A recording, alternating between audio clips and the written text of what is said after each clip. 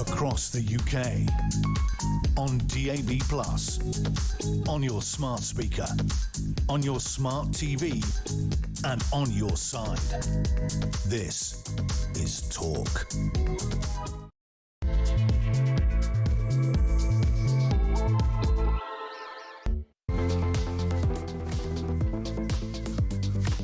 Two minutes past one, good afternoon. Happy Wednesday, one and all. Mark Dolan in for the brilliant Ian Collins all of this week. And breaking this afternoon, Blair slams Starmer, saying the PM has no ideas and no plan. The three times election-winning Prime Minister has attacked Labour for slipping into a left-wing comfort zone with red tape, net zero and ever higher taxes. So what do you think? Does Keir Starmer have a plan for Britain? And if so, what is it?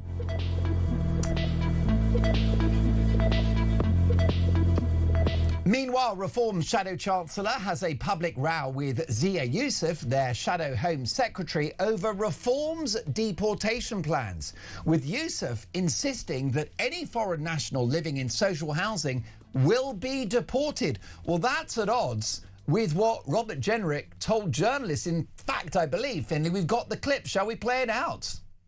By the end of this decade, if we don't stop this explosion... You're saying to me that someone, a foreign person who is legally resident but lives in social housing will be deported under a Reform government just because of that? They live in social housing? Well, not exclusively because of that. Well, that's what... But if you just said that's what you agreed with. There you go. Well, that's a fascinating conversation. What is going on over at Reform UK? And let's talk about this policy. I want to know, what do you think of deportations? Are mass deportations the way to go, or are they un-British? Now, my phone number is 0344 499 1000. Text the word TALK in your message to 87222 and leave us a voice note because we know you're busy. You can hear us on the radio, DAB+, in-app and online on this scorcher of a Wednesday. You can also watch the show, which many are doing in increasing numbers, because this is a TV product now. So head over to YouTube, search Talk, and up we pop. Faith is taking your calls. The brilliant Amy is pressing the buttons. Finley's the boss, and directing our TV output is Jana. Lots to get through. What do you think of the policy of deportations? Are mass deportations, are they the way to go, or are they un-British? 0344 499 1000. As the saying goes, let's talk.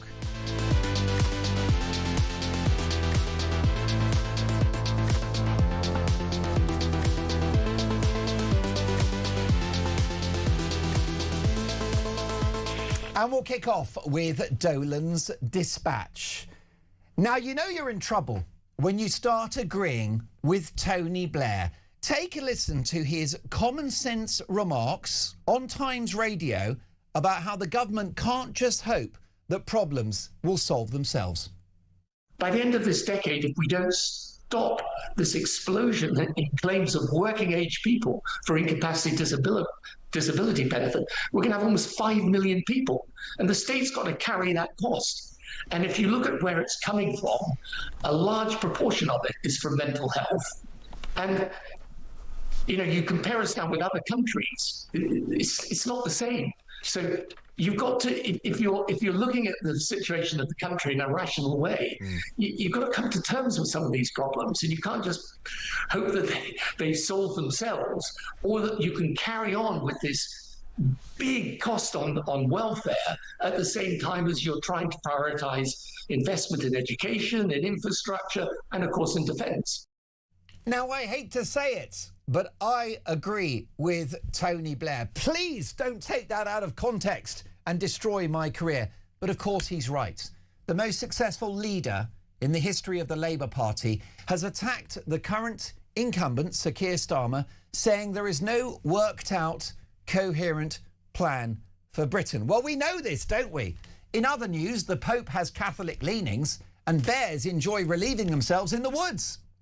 And of course, Blair is right that as the party descends into civil war and an increasingly ugly beauty contest for the leadership, They are retreating into a traditional left-wing comfort zone based around ever higher taxes, horrendous regulation and red tape on business, and unsustainable welfare spending.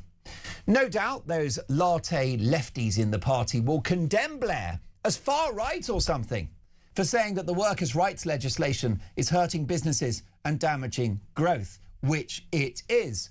They will cast him as some kind of extremist for saying that the national insurance tax rate and a hike in the minimum wage are reawakening the old enemy of unemployment. He will be branded dangerous for saying that tax and spend will spike inflation. And no doubt they will view him as a total monster for suggesting we scrap net zero. Jana, do your worst. Taxes are too high for working people, and some of the things we're spending money on, I think we've got to change. So I particularly identify the very large sum of money we're spending on net zero, which I just don't think is the right priority for the country now. And it is not the right priority for the country. He not unreasonably argues that net zero makes no sense when other countries are pursuing cheap, reliable energy. And when he points out that this policy of net zero is effectively economic and industrial suicide. Now, this indulgent and misguided political party, the Labour Party, which has long since given up on working class people, is obviously going to completely ignore Blair and lurch even further to the left, especially if Andy Burnham wins the Makerfield by-election and becomes Prime Minister. Now, of course, Tony Blair is no angel. He changed the legal and constitutional framework of the country to make it almost impossible for us to deport murderers and rapists. He ignited our open borders policy with needlessly relaxed rules around EU citizens from Eastern Europe who flooded into Britain, driving down wages, stretching our national infrastructure and damaging community cohesion. Tony Blair is a preening, self-serving globalist who sold out this country to international interests and foreign courts. But he did have some common sense on the economy and other things too. Now, a few years ago, he told Starmer before the election, get rid of the woke stuff. The public hate it. Blair also quite sensibly believes in a country that lives within its means, and there was solid economic growth on his watch as Prime Minister. And his antipathy to net zero demonstrates that he is a man of far greater political judgment than the useless Starmer, who is barely a leader, barely a Prime Minister, just a political weather vane, a hologram of a politician, an avatar, the human manifestation of ChatGPT software gone horribly wrong. So Blair is right. Not for the first time in its history, Labour isn't working. 0344 499 1000. Let me know your thoughts. Tony Blair says Starmer has no plan. Does he? What is Starmer's plan for Britain? 0344 499 1000. And we're going to talk about mass deportations later as well. Some disagreement at the top levels of reform about mass deportations. My question to you this afternoon is a simple one. Is this policy the way to go? Do you believe in mass deportations, or are they un-British? 0344 499 1000. Someone that is impossibly British is Talk's international editor Isabel Oakeshott. Good afternoon, Isabel. Good afternoon. Well, I've just listened to Blair on the BBC, and I found myself in agreement with pretty much everything he said. I didn't agree with sort of his line on Brexit, as you would expect, but everything else was manifestly sensible. He did make a couple of annoying references to populism and defeating populism, but I think we can cast those aside because they're among the least interesting of what he said.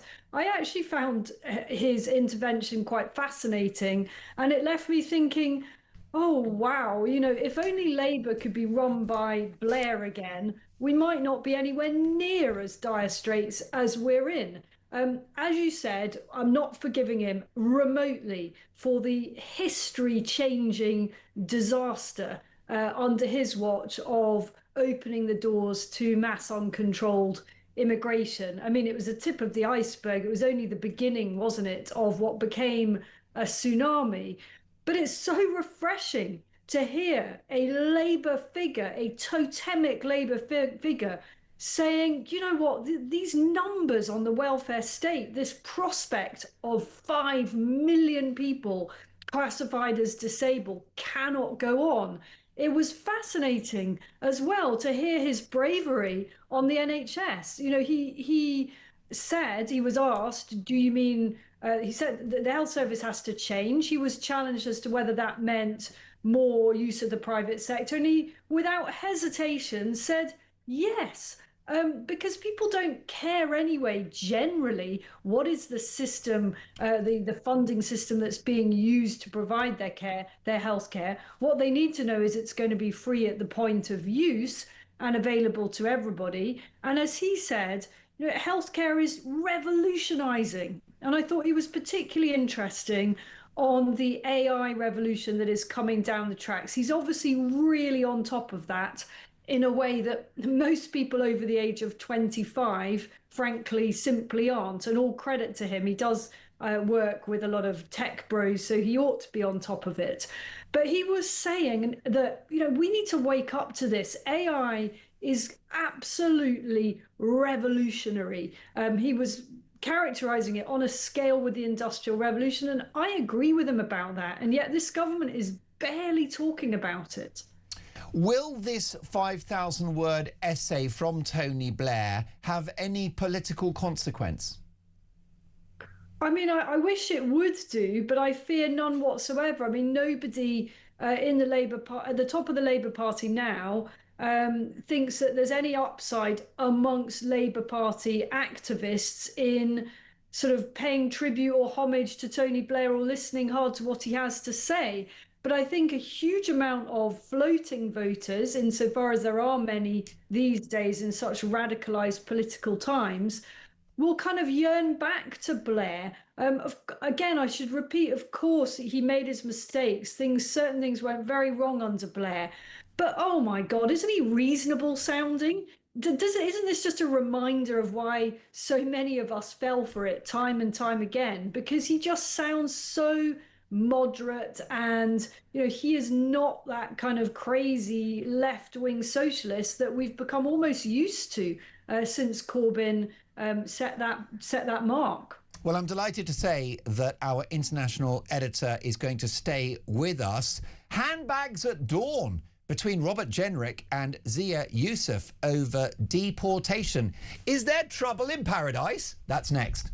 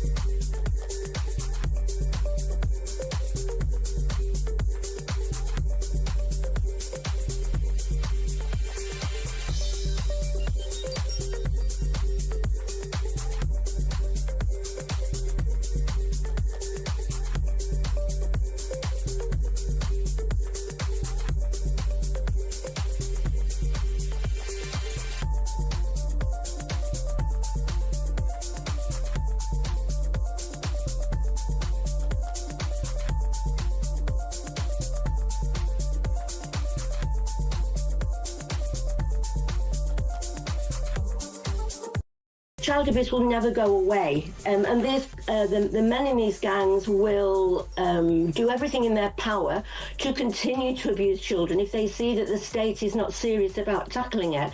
And, you know, that's the problem. I mean, there's Fiona, you're showing there. You know, she's fought for 20 years. It shouldn't take 20 years to get a council to say, we are going to look at, you know, industrial scale rape of children by men who are old enough to be the granddads.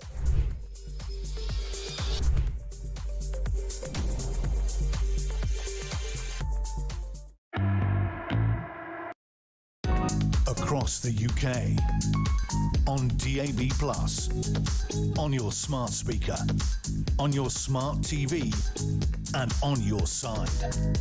This is Talk.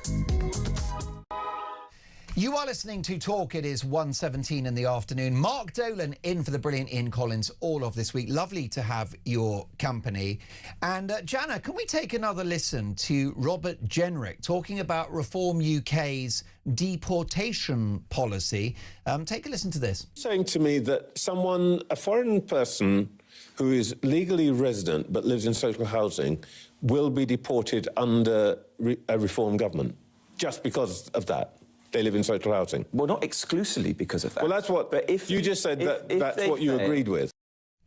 Well, that's very interesting because that was the position of Robert Jenrick, who is the effective Shadow Chancellor for Reform, on Sky News, speaking to Trevor Phillips.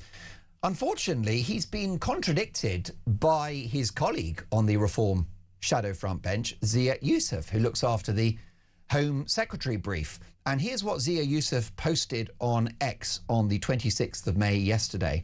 Robert's answer is not reform policy. As the person responsible for our deportation plan, I want to ensure people that they know exactly where we stand. If a foreign national lives in social housing at taxpayers' expense, they automatically fail our economic test and will be deported. So why has this spat become so public, and what is Reform's policy? Now, Isabel Oakeshott is our international editor. Isabel, you don't represent Reform. You're not going to be serving in a Reform administration, but can you riddle me what's going on here? Well, I think this has been really massively inflated, and I completely understand why, because of the extremely sensitive political moment that we're at with this absolutely seismic by-election coming. And Reform's critics are desperate to find any kind of sliver of disagreement at the top. They're always looking for that. And it's not like there's a fallout over this. I think that just this is a complex area. It's obviously a very controversial area of policy. And perhaps Zia was a little bit blunt in his X comment when he was really just trying to make sure everyone understood the policy. Now, what I don't want you to do is test me on the minutiae of the policy, because otherwise there'll be a story about a third disagreement or some such. So let's not go down that route. But I think the overall message that the Reform Party leadership is keen to put out at this time is that the party will be tremendously tough on deportation and bold on deportation. And we need that. We really do need that. I mean, I'm sitting here having spent much of this week poring over the evidence from a reporter and a photographer on the ground in northern France about the latest influx that has come over on small boats to the UK in the last few days. And these are the sorts of people that very definitely meet Zia Youssef's deportation strategy and policy. Most definitely. Well, Zia's post on X has been seen by 2 million people, so it's gone viral. And I would argue, Isabel, that it's humiliating for Jenrick. I mean, the first line of the post is, Robert's answer is not reform policy. Zia has torn him a spare one, hasn't he? Oh, look, Robert Jenrick's been in politics for a long old time. And, you know, all Reform's shadow cabinet people have their talents and expertise. And Zia is perhaps most valued for his brilliance on the media, not just in policy creation and development, but he is such a strong media performer. And he's strong with his words. You know, he doesn't pussyfoot around. But why dig Robert out? Why not just say, for anyone in any doubt, here is our deportation policy? Why single out his own colleague? Well, you know, maybe it was a hot morning. I don't know. I hear there's an amazing heat wave in the UK. Maybe he was just in a hurry. I don't know. I just don't think there's any point in trying. I know people are desperate to find some kind of massive row at the top of reform. It isn't that. You've just got Zia being a little bit blunt. Maybe the sunshine was too much out. I don't know. They don't like each other, do they? The two men do not get on. There's history between the two men. They've had a beef, especially when Robert Jenrick was a Tory, which is fair enough. Zia deafening in his silence when Jenrick defected. I've absolutely no idea how their relationship is nowadays. They need to go to couples counselling, those two. I mean, that is not my problem or the voters' problem. It really. is, because they're going to be Chancellor and Home Secretary if they win the next election. They need to sort this out.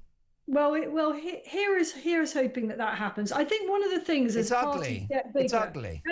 As parties get bigger, inevitably personality differences may arise. And I mean, this is quite a new thing for reform, because it has, until the last couple of years, quite self-evidently been a very small party. It's now growing, and unfortunately, as with all parties, at the top of every big political party, there will be people who get on better and people who don't get on so well. And whether that's the case with Zia and Robert nowadays, I don't really know, and I don't really care. All I care, like most voters, is that the next government, and hopefully, I'm biased, very happy to admit that, hopefully that's a reform government, will have a really robust illegal immigration policy. And both Robert and Zia are absolutely on the same page about the necessity of that. Has anyone looked into the welfare of Robert Jenrick? Has anyone given him a hug?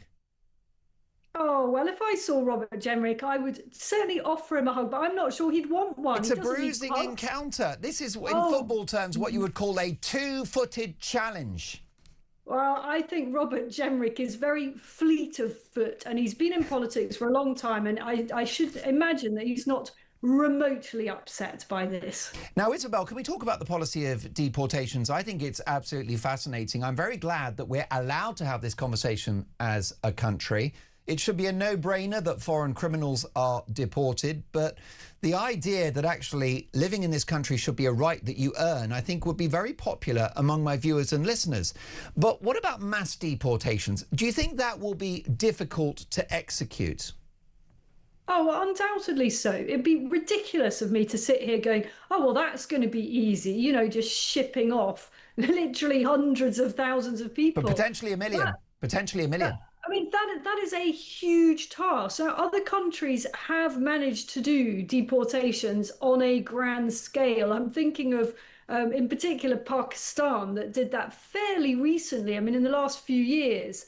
And of course, woke Barack Obama deported around 3.5 million people across 2 terms.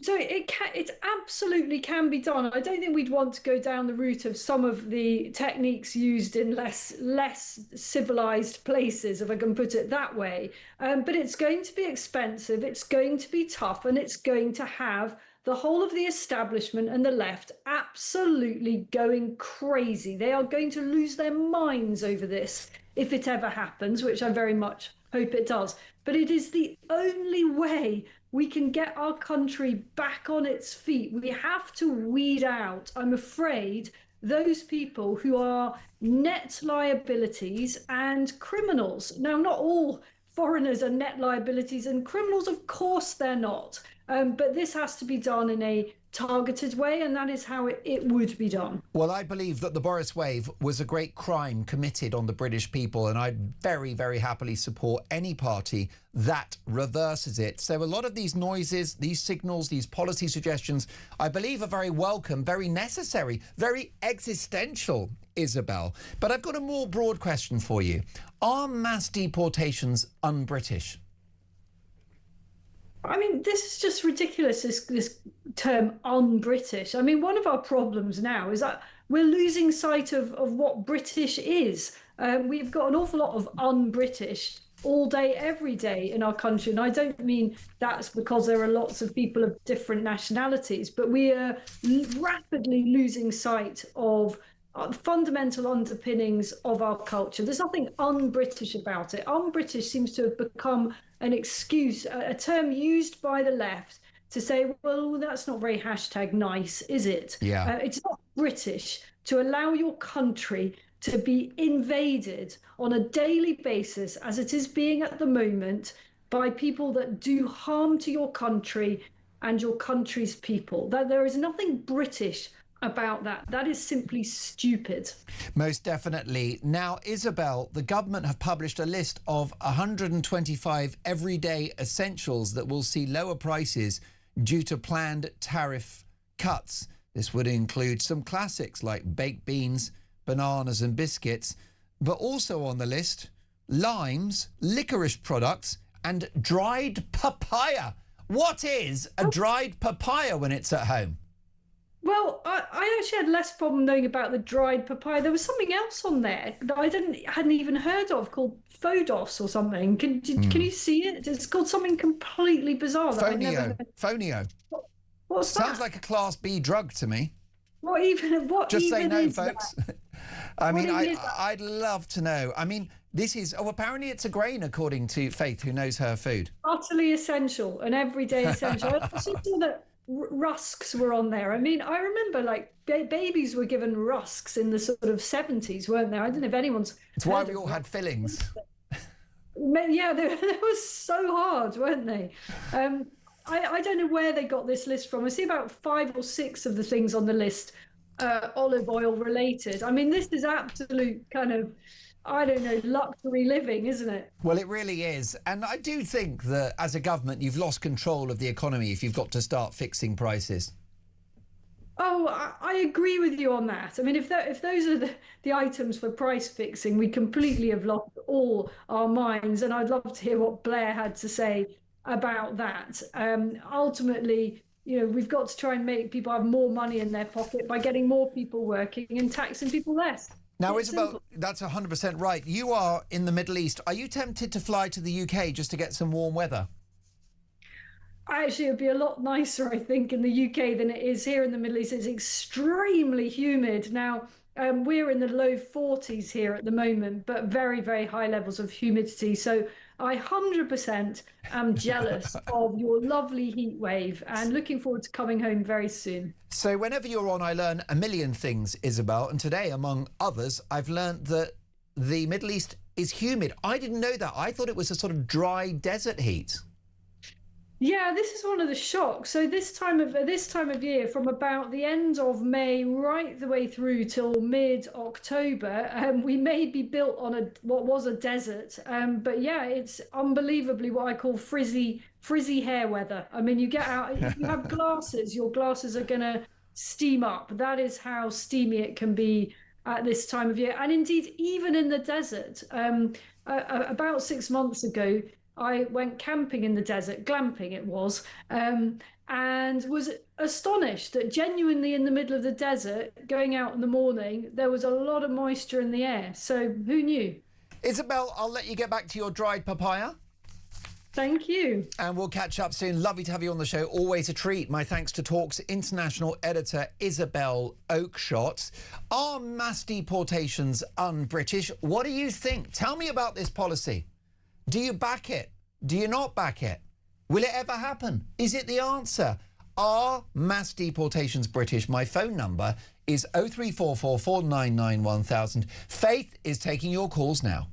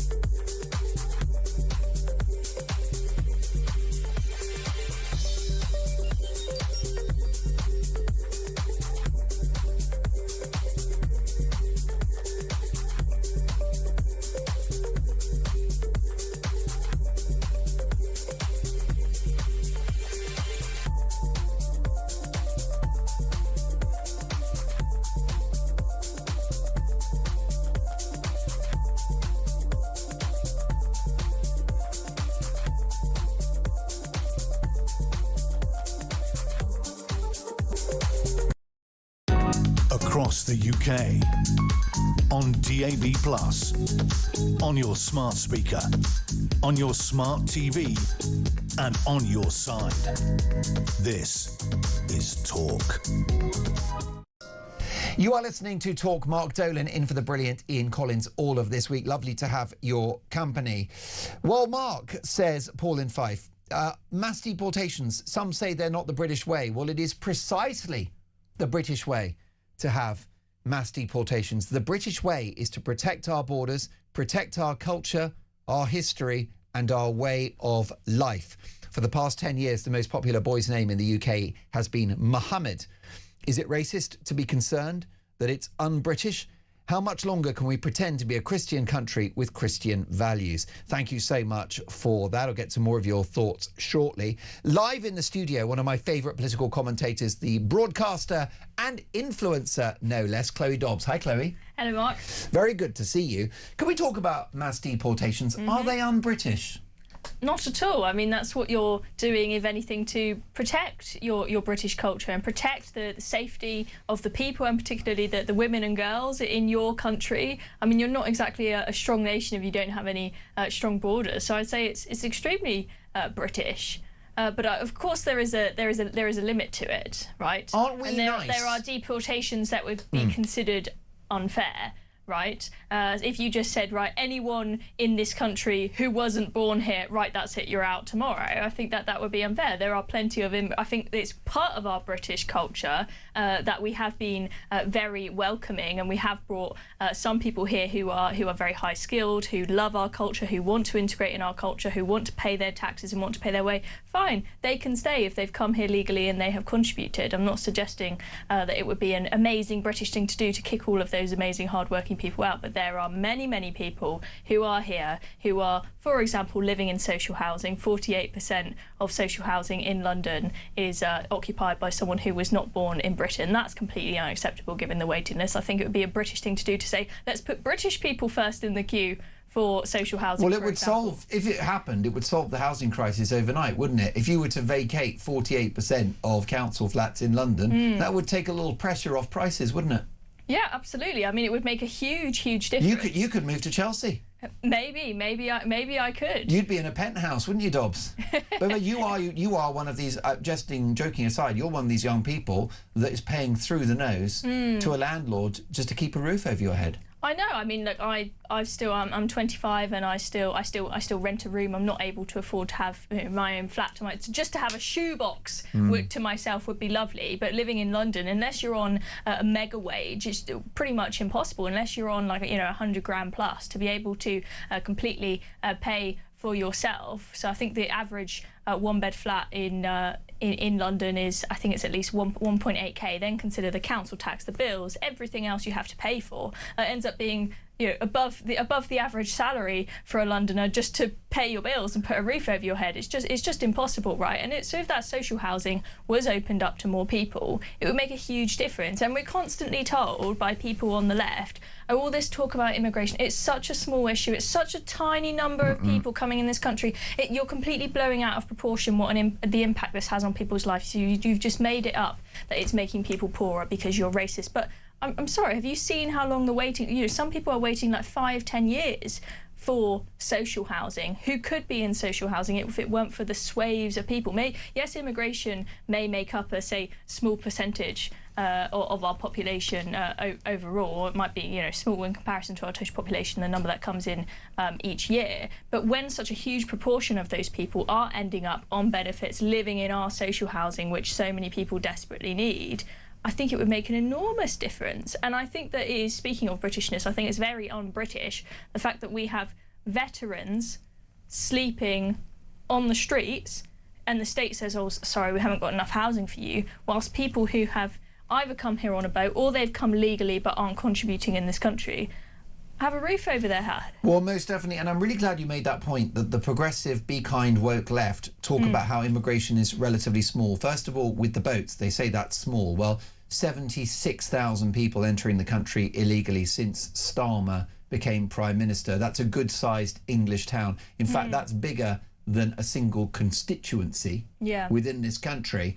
So that's not small fry, not to mention the cost of accommodating illegal immigrants, and the fact is over half will stay, which is a long-term cost to the economy and potentially our society. So that's the illegal stuff, which is massive.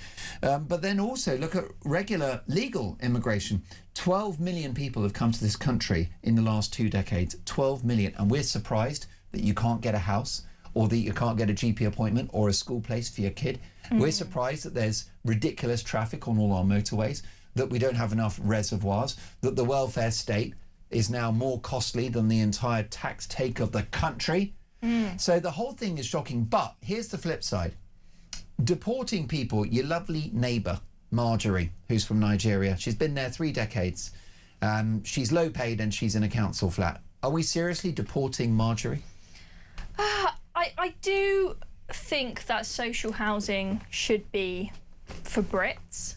I think that with this whole spat between Jenrick and Zia Youssef, I think what my response to that would be, yes, make social housing just for Brits, but don't say to people, if you're in a council house, right, you're on a plane tomorrow. Say you have, X amount of time to move yourself into private accommodation. Either you move out of London to somewhere cheaper, or you get a better job so that you can pay your own way, or some of them might be there and actually are able to afford their own. We've just found out, so I can't remember her name, someone who's been royalty in Sierra Leone and basically lives in a palace there, has a council house here in the UK that she doesn't even live in and definitely doesn't. I know she does. She's a lovely lady. She lives next door to me and she takes my bins out when I'm on holiday. I think you need to be reasonable, else you will have the same backlash that ICE, for example, in the US has had. Fatima Jababio. That's her name, yes. What a patriot Sorry, she I is. didn't remember such a complicated. What a patriot she is. With a council flat in London paid for by my viewers and listeners, our viewers and listeners, while spending most of her time in a palace in Sierra Leone. It's insane, absolutely insane. And don't we have a Hamas chief living in North London somewhere? Another legend. Always picks up the dog poo. In a council house. I'm sure he's a great esteemed member of his community, if you ask the neighbours, for sure. So that would be my take. So you're not buying this. It's un-British. The deportations. You don't think it's un-British? I think if it's done reasonably. So I think that what this spat between Zia Youssef and Robert Jenrick has shown is that Reform still haven't completely figured out what their deportation policy is, and it keeps changing. So I don't know if you remember the press conference they did where they said, anyone that's in the country illegally, you will be deported. No matter what, everyone, woman, man, child, doesn't matter. And then I think the next day they then U-turned and said, oh, actually, hang on a minute. Maybe we won't send women and girls back to Afghanistan, back to the Taliban. But maybe we will. I'm not entirely sure what their policy is on that now, because it seems to change every 5 minutes.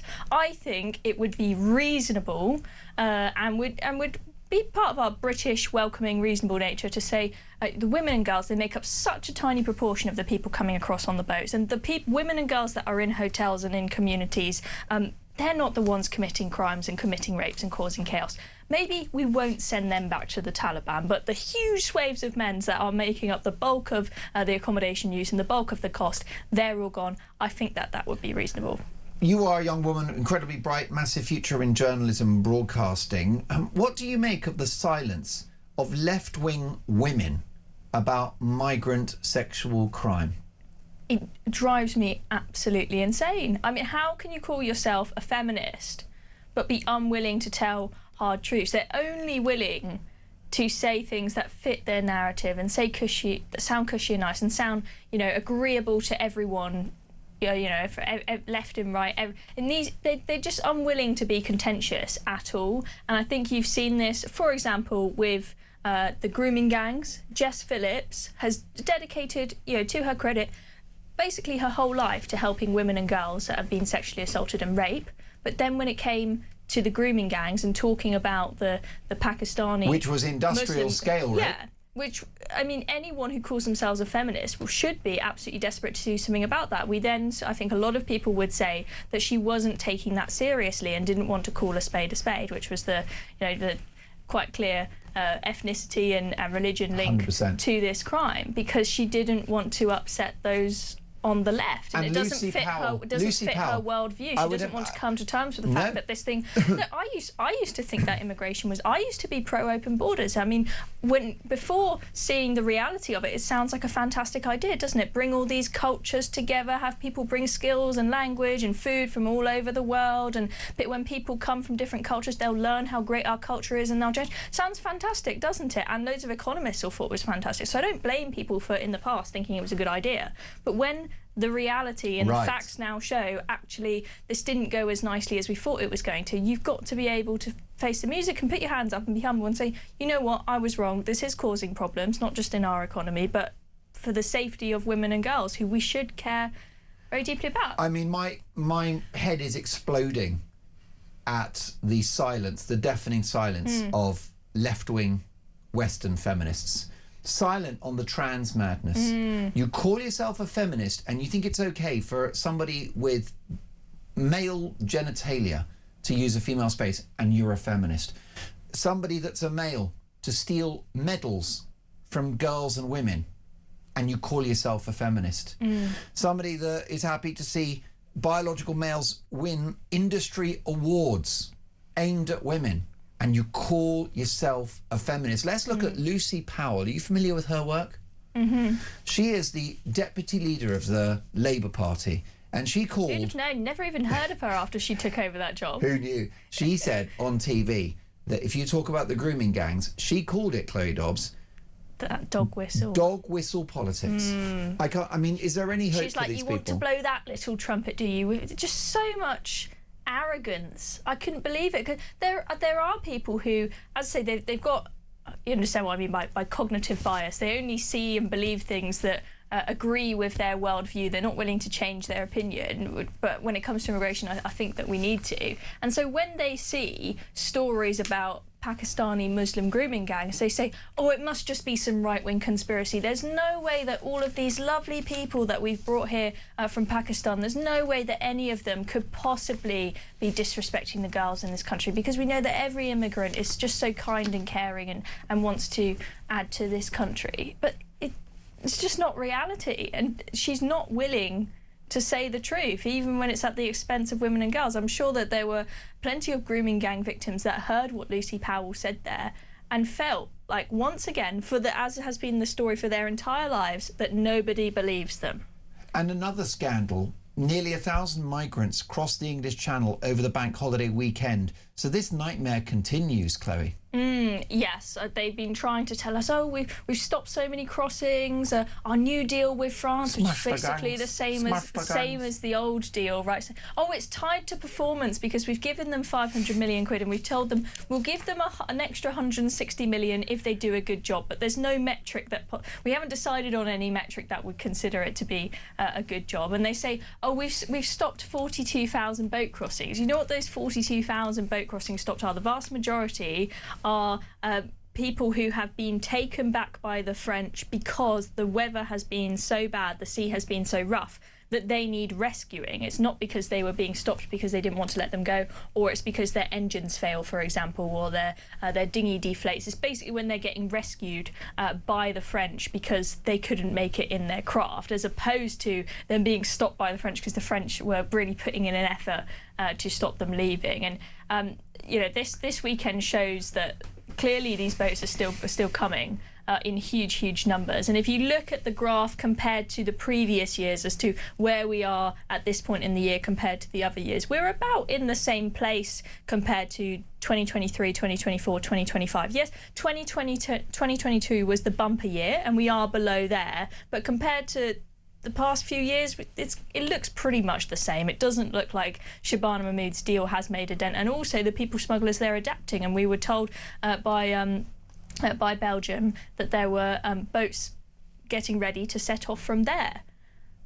It's absolutely shocking, and it's happening in real time. It is an ultimate scandal for which we're all paying the price. Chloe, what a thrill to see you again. Good to see you. Are you on Planks of the Week this week? I am, yes. It'll be out tomorrow. Always unmissable. You're the best thing on it. My thanks to Chloe Dobbs. So much more to come. Two big questions for you this afternoon. We're talking about Tony Blair attacking Starmer. Is he right to attack Starmer? He said Starmer's got no plan. So that does beg the question. What is Starmer's plan for Britain? And are mass deportations un-British? Your call's next.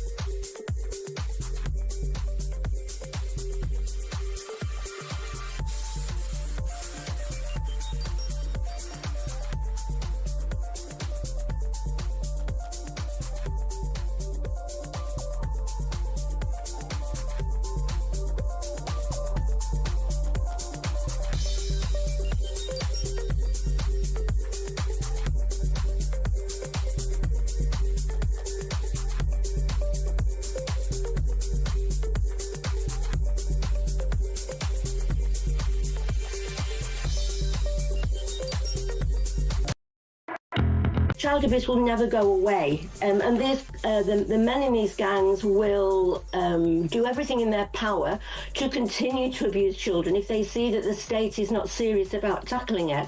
And you know, that's the problem. I mean, there's Fiona, aren't you, showing there? You know, she's fought for 20 years. It shouldn't take 20 years to get a council to say we are going to look at, you know, industrial scale rape of children by men who are old enough to be the granddads.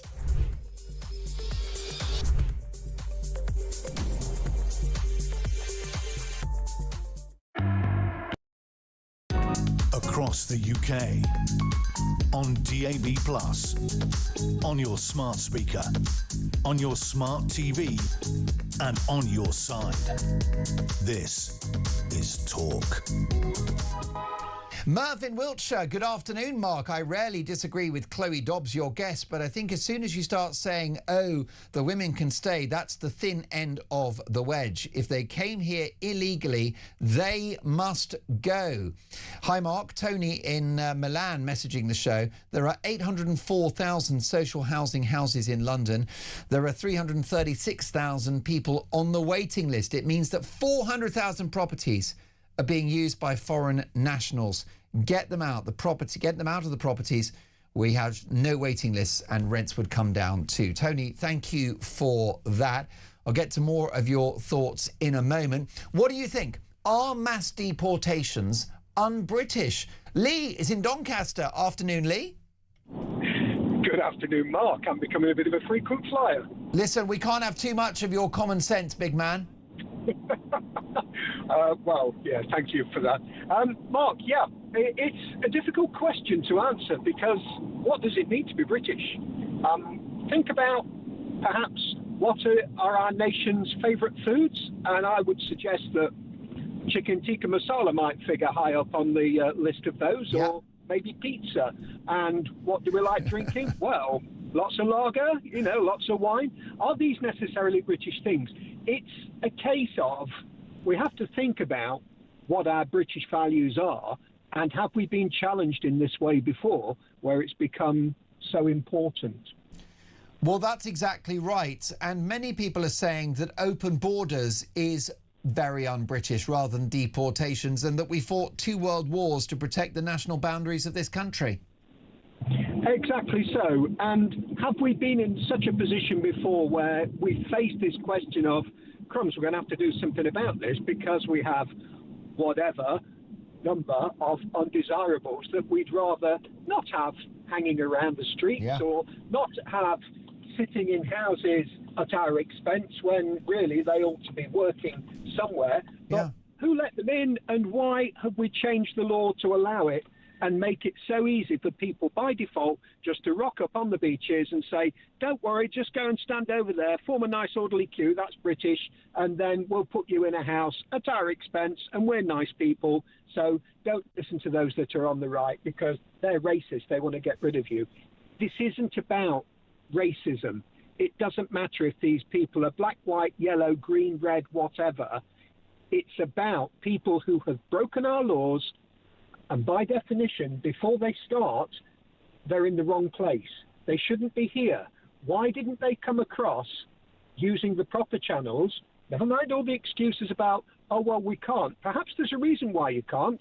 Maybe you don't qualify, and so you're just going to push your way in, and you won't do anything about it. And Lee, briefly, what about reversing settled status when we as a country have said to somebody, you can stay here for the rest of your life, and then we change our mind? Is that problematic?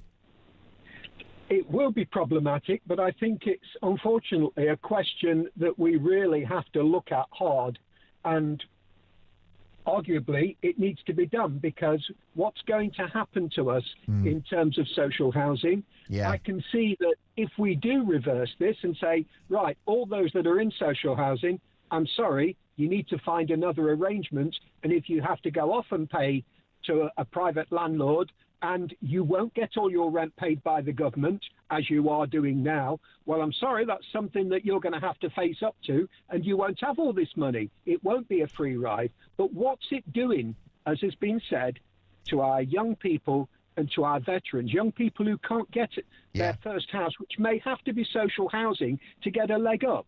You know, maybe they get into social housing first, then they move on to a housing association, then they move on to shared ownership that's outside a housing association with a developer somewhere, and then maybe, finally, they're in somewhere.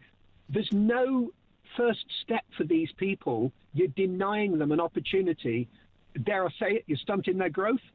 Yeah, well, I agree with you, Lee, and I think actually scrapping indefinite leave to remain is essentially reversing an historic mistake, which is opening our borders to millions of people who were not going to bring economic and societal value to the country. Lee, what a great call. Have a nice afternoon. Keep the aircon on in that vehicle of yours. Pat is in the capital. Afternoon, Pat. Oh, good afternoon. Look, the thing is, whether it's British or un-British is irrelevant, really, because the fact is that you've got loads and loads of people that have come here in the last few years, however many they've been coming across in these boats. Now, if Reform or whoever tried to do this, it would be a hell of a lot of expense. And where would they get the manpower from and the resources? There'd be, I'm afraid, I mean, not saying that it's not a good idea. I'm not a Labour voting person. I'm not a lefty, but I'm looking at it. I'm looking at it in the round. It could be more problematic than it sounds. It sounds easy to say, but easy to do, maybe not, because you get pushback from the left-wing establishment, the judges, the lawyers, the unions, protests in the street, civil disorder, people going on strike. Well, this is it. I mean, I live in Tower Hamlets, which is a big Bengali Muslim population, and how many people of that demographic are here illegally? I don't know, but what I'm saying is, if you try to go around, I mean, my estate is about 80% Bengali Muslim. Yeah. I don't get any problems from them. But having said that, if you was to come round here with trucks and stuff and start bashing doors, I mean, there'd be hell to pay. I don't want to live around here and start having trouble. I don't want all that trouble. You don't want civil unrest. You don't want riots on the street. And also, what about if they was to say, right, bung them all on planes back to Bangladesh, back to Pakistan, back to Afghanistan, and Afghanistan or Pakistan, Bangladesh says, don't want them. Sorry, we don't want to take them back. Sorry. We've got enough problems here as it is. You raise a good point. Pat, thank you for that. Pat's suggesting there he thinks these mass deportations will probably never happen because the public sector, individual communities will fight back. Ian's in Cardiff. Ian, are mass deportations un-British? Well, to be perfectly honest, with the way we are at this moment in time, I feel within the next 15, 20 years, there won't be a British way because it'll be taken over by these mass immigrants. So therefore, you think actually the British thing to do is to get back to the kind of core population? Certainly protect our own. Do you think it will happen? Pat's worried it will never happen, this policy. I tend to agree with Pat. I don't think it will. Reform making the right noises, but it's the left will sort of. This is going on slightly differently now because the left will hang together. The Green Party and the Labour Party and probably Lib Dems and things like that will all stick together and actually try and keep reform out of government. And things like Restore will probably aid that. And Ian, I just wonder whether Farage has a point, though, which is if he becomes Prime Minister, you may not need mass-scale deportations, because if you chuck people out of social housing and you get rid of their benefits, they will probably leave by choice. I think there is a point to that, and he is possibly right. But with your previous caller, what he was saying, I was born in a council house. I was raised in a council house, and when I first got married, I lived in a council house. And then I bought my own terraced house, and then sort of now we live in a nice area and things like that. But we've built up to that all our lives and not relied on the state to pay for it. How does it make you feel, someone that grew up in a council property, that people from overseas, foreign-born people, are now filling up council flats and houses? How does it make you feel? And it doesn't make me feel good at all, to be perfectly honest, because I feel we've got enough people of our own who are actually waiting for all these houses, and it seems to be a case of queue jumping, to be honest. Ian, lovely to chat. Thank you for your call. Do call me again soon. What do you think about this, folks? Are mass deportations the way to go? Will it work? Will it happen?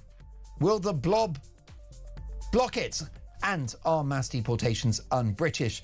So much more to come. A really busy hour. Tony Blair has blasted Keir Starmer, saying there is no plan. Well, if there is a plan, what is Starmer's plan? 0344 499 1000. We've got a top Labour insider who'll be weighing in on this next.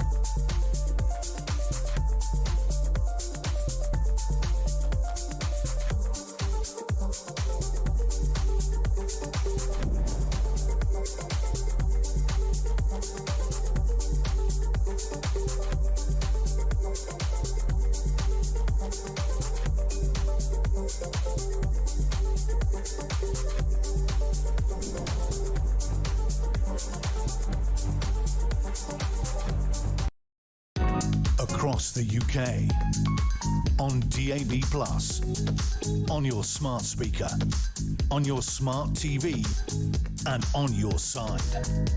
This is Talk.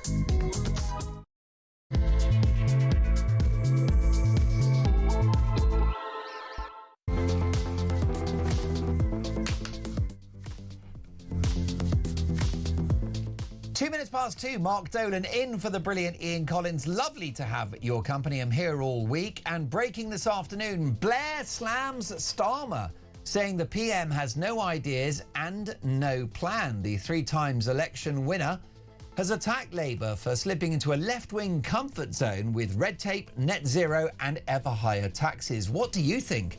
Does Starmer have a plan for Britain? If so, what is it?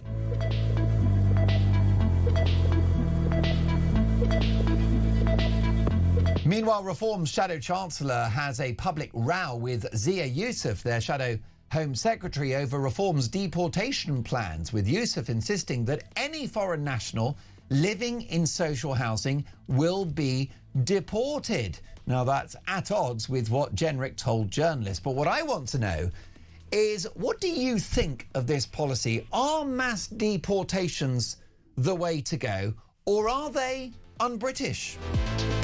It's all about your opinions. 0344 499 1000. Text the word talk in your message to 87222, or leave us a voice note, and as the saying goes, let's talk.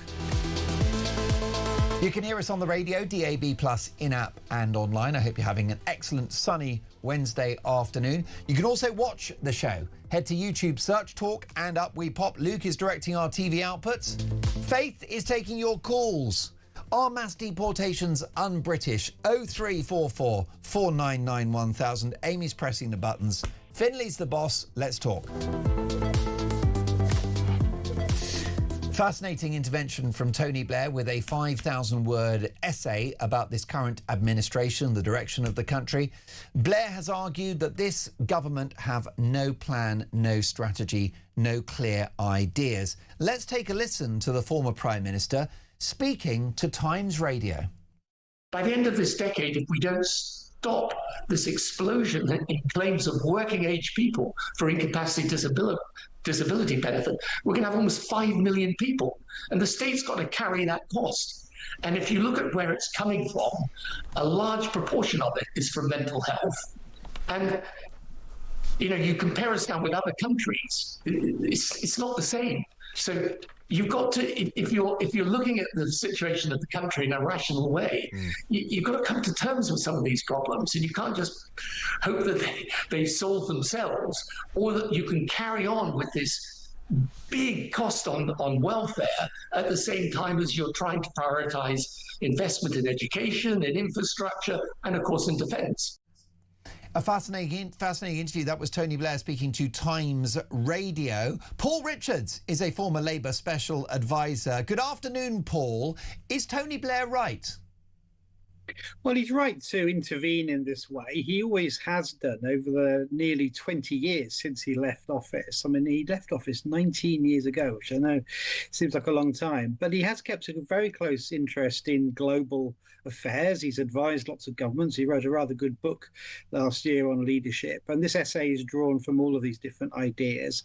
He's got an analysis, he's got some policy ideas. It may be unpalatable to some, but he's got the absolute right to come up with what he thinks is the best way forward, particularly for the Labour Party, as it is doing a little bit of soul searching itself right now. So he's right in parts, I would say. Yes, I thought it was a heroic intervention, Paul. If Tony Blair were Prime Minister right now, we would have lower taxes, lower unemployment, lower inflation and higher growth, wouldn't we? Well, he'd be buffeted by the same geopolitical problems as any leader of any country. So there'd still be a war in the Middle East. There'd still be an invasion of Ukraine. There'd still be a climate crisis. But I suspect he'd be dealing with it in slightly different ways than the current government is, and he would offer his own view of how to do that. So, for example, he was saying, get rid of the burdens on business to promote growth. Well, there's certainly something in that. He's saying reform the planning system, which, as he calls, an abomination. Anyone that's been through a planning process knows that's true. He says we need to embrace AI. He says it's not a choice, it's happening, and people will know that listening to this. They know AI is already changing the way they shop and behave and work and everything else. So that's definitely true. I mean, the controversial bit in his essay that he says we need to, get closer to Trump and to not put distance between the American relationship. And I mean, that's not universally popular with what Trump's doing to our energy prices right now with his war. But, that's his view. And he says, again, we need to tackle illegal immigration, but recognize that targeted migration into the economy where it helps is the way forward, and make the argument for that. So, he does have a lot of interesting things to say that are really touching the vitals of the nation right now. And thank God, because we need that debate about the best way forward. The idea that you're a prime minister and then you're supposed to go into retirement and just shut up for the next 20 years would be a shame, wouldn't it? I think he's got the right to speak out. Most definitely. And I agree with almost every syllable of what he has to say, because it's the opposite of what Keir Starmer has done. This intervention, Paul, is a damning indictment of Keir Starmer. Well, Blair's making the argument that he has made consistently since the 80s, actually. I mean, I wrote a book about the things he did and said in the 1980s in his articles and speeches. He's remarkably consistent. And his argument is the Labour Party never wins from the soft left or the hard left. It's never successful in government from the soft left or the hard left. And the only way you go forward is the radical centre. So his argument is most people are in the radical centre. They don't want extremes. And they vote accordingly. And therefore, that's where Labour Party policy needs to be. So his critique is to say that if the Labour Party drifts off to the left, that doesn't solve the problems, nor does it win support amongst the public. So he's consistent in that. And I have to say that's probably right, isn't it? When we had Jeremy Corbyn or Ed Miliband as a soft left or a hard left leader, the Labour Party was decisively rejected. So it's a warning, I suppose, to both of the potential candidates, but also for leader of the Labour Party, but also the current leader of the Labour Party, who isn't going anywhere anytime soon. So he's offering his view. And people will say, oh, backseat driver, stay in your lane, shut up and all that. I just think, well, that's ridiculous. If you can't take advice from former prime ministers, then who can you take advice from? Because they've been there in that hot seat. They know what it's like, and they know the pressures, and they know the way forward. So, I welcome this essay very warmly. I think it deserves to be read. It's quite long, by the way, so do set a little bit of time aside to do it. But it is worth a read, and then we can debate whether we think he's right or not. But it's not advice, is it? It is a brutal attack on this administration, which is failing my viewers and listeners. Well, he's saying get the policy right, not worry about the personality. So one thing he does say again, another great point. He's arguing it about policy. But what he's saying is if you think a personality contest is the way forward, forget it. He says basically it's wrong to have a leadership contest unless you think there's a better policy or a different direction. So he's making that point. As Tony Benn, a different Tony, used to always say, it's about policies and issues, not personalities. And there's truth in that. So I think if the Labour Party thinks swapping a perhaps dull leader for a more charismatic leader who's going to fix all of the problems of soft power with America, or small boats crossing the channel, or bills going up, then of course they are deluded. Swapping the face at number 10 doesn't work. Didn't work for the Tories. It won't work for Labour. So Blair's point is get the policy right.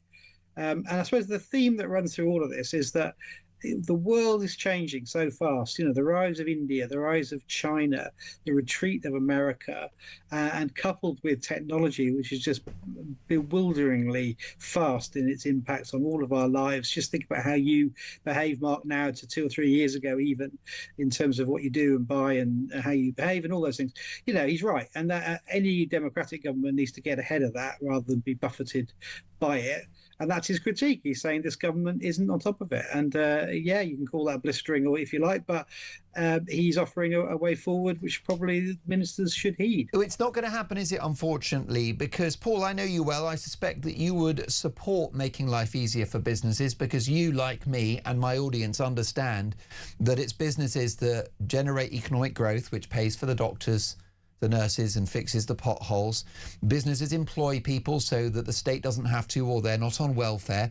So it's a virtuous circle, very much presided over by Tony Blair when he was PM, to love bomb business, because actually that is a progressive policy. Unfortunately, the current Labour Party doesn't think like that, does it? Well, parts of it do, I think, and some of it doesn't. I mean, that's fair. And that was also true when Blair was there. But I mean, you're absolutely right. The central argument of social democrats like me is that it's not about redistribution of the wealth. It's about creation of more wealth. So you can then have the things you've described as public goods that we can all enjoy, and things we rely on, like the education and the health services and so on. And if you calibrate taxation wrongly or regulation wrongly and depress growth, then there's nothing progressive at all about that. And that's what Blair is saying, and that's what you were saying. Why do you get it? Blair gets it. Why do you get it? Blair gets it. My audience get it, and the Prime Minister doesn't. Is he thick? Well, I think there was a raft of manifesto commitments, which, perhaps on paper in opposition looked rather better than they've played out in government. But it's not too late. And again, Blair's point is it's not too late to change course on some of this and to liberate parts of the economy and to invest in parts of the economy which do drive that growth. And the obvious one is AI and technology. He also talks about reindustrialization and, making things in the north particularly and regions and the nations of the UK and rebalancing the economy, something that Rachel Reeves has talked about. So, these are things that the Labour government can get on with and do. I saw Torsten Bell had given quite a detailed critique of the essay as a guy in the Lords called Stuart Wood, who was an advisor, one of the sort of Labour's big brains. It's good that the big brains are kind of engaging with this, and maybe ministers will pay heed and actually start to think about policy and changing course. Certainly, if there's a change of leader, I don't think there will be anytime soon, but there might be. They may well have some ideas too. But, growth. It has to be the thing we're judged on. I mean, I've always said this: if the government can't get growth by the time of the next election, then it doesn't deserve to be re-elected. Well, you're at odds, I think, with the backbenchers, Labour backbenchers, who, for example, pushed back on the government's sensible efforts to curtail the size, scale and scope of disability benefits. And that was a relatively small, modest tapering of benefits for disability, and it was about £5 billion. Starmer couldn't even get that through. So when you say we're having this wonderful conversation and we're going to move in the right direction and we're going to hear Tony Blair, doesn't sound like those backbenchers will be on board. Well, I mean, full well, Mark, that the Parliamentary Labour Party is made of many, many different strands and currents and opinions. Well, there were enough of them to block the benefits, but to benefit cuts. £5 billion, it was a trivial figure, and he couldn't even get that through. That is true. And of course, you can't spend that money twice, which is what some of them are now realising when they come back for more. But it is not a homogeneous grouping, and there are lots of different people in there with different views. And I think there's increasingly a sense that we need to get the growth going, and there's some pushback on that. And this is Blair's point. You can't just do things that are comforting and get you through your monthly Labour Party meeting. You have to do things which perhaps might be unpopular with your base, but are the important things for the economy, like liberating business, like investing, like getting some of the growth out of London and the South East and into the rest of the United Kingdom, using migration in a way that helps the economy, but cracking down on illegal migration and fixing. I mean, he makes the point, which I think, again, I've been saying forever, which is that if the Labour government can't stop the small boat crossings and actually prevent that horror happening on a weekly basis, then again, the public will have no trust whatsoever in the government delivering on anything else. It's a totem for this Labour government. The problem we've got, Paul, you don't sound like a figure from this latest incarnation of the Labour Party. You sound probably like a Lib Dem or a One Nation Tory. I agree with what you're saying. That's fighting talk, Mike. Calling me a Lib Dem is probably the worst thing. Yeah, I mean, no one deserves that. You could have called me a Green, I suppose. That would have been even worse. But well, that's it. They're even worse. But Paul, I had to actually check what's been in my tea today, because I've been agreeing with Blair all day, especially on this. Take a listen. Yeah. Taxes are too high for working people, and some of the things we're spending money on, I think we've got to change. So I particularly identify the very large sum of money we're spending on net zero, which I just don't think is the right priority for the country now. Briefly, if you can, Paul, that would be an easy win for this Labour government. Scrap the net zero targets. It's a really compelling argument, isn't it? And Blair makes it well. He basically says we're responsible for 1% of the emissions. The rest of the world is going the other direction. Why are we punishing ourselves? I suppose if Ed Miliband were sitting in this chair, he would say we should model good behaviour and encourage others to do the best, and we should use the crisis as an opportunity to invest in green tech and to get some of those apprenticeships in engineering and so on. And if there's evidence for that working, great. I think you had a clip earlier from Angela Knight saying we need more fast nuclear reactors too, and I completely concur with that. So that's part of the process of getting energy efficiency and sufficiency, and stopping planning laws, stopping decent power plants in the nuclear sector, so getting all that sorted out as well. But he also says drill, baby, drill, doesn't he? He says we need to open up what's left of the North Sea oil and gas reserves, which is an ongoing, very live debate. I mean, the numbers I've seen suggest there's not much left there, and it would cost too much. But if that's not true, and if there is something to be gained from that, that's an open question too. So it's a really important essay. I mean, people just say, he drives people up the pole, doesn't he, Tony Blair? He's one of those people where people get triggered when they hear his name and dismiss everything that happens next. But I always think, well, if you've been the Prime Minister, it's always worth just tuning in and listening to what the guy is saying. This culture that means that, we pack them all off to an old folks home is just ridiculous. And I would say that, by the way, for other previous Prime Ministers too, not just the one that I was lucky enough in whose government to serve, But it's maybe view it as hard truths, and maybe you need that out there in a difficult situation. Maybe ministers will read it and have a change of heart. Who knows? Paul, it's always a delight to have you on the show. Lovely to see you again. Have an excellent Wednesday afternoon. Paul Richards, former Labour Special Advisor. Paul gets it, I get it, you get it, Finlay gets it, but those that govern us do not. You cannot tax your way to prosperity. Open borders are evil, and net zero makes no sense. Folks, we're having a big conversation this afternoon. Are mass deportations un-British? Here is a voice note from lovely Debbie. Is it un-British to deport a lot of people? No. If we're not careful, there won't be any British left, because we're going to be outnumbered. My poor grandfather, he fought in the World War II for my freedoms, for my children's freedoms, so that women could go to school and be, drive cars and be able to dress as they wish and have a free will, be educated, or did I say that? And, I just don't want my children or this country to be taken over by Islam. Is that wrong? No, of course it's not. It's just pure common sense and survival. Yes. Thank you for that, Debbie. That came from the heart. Good afternoon, Mark, says a texter. Mass deportations are necessary if we want to maintain the fabric of our nation.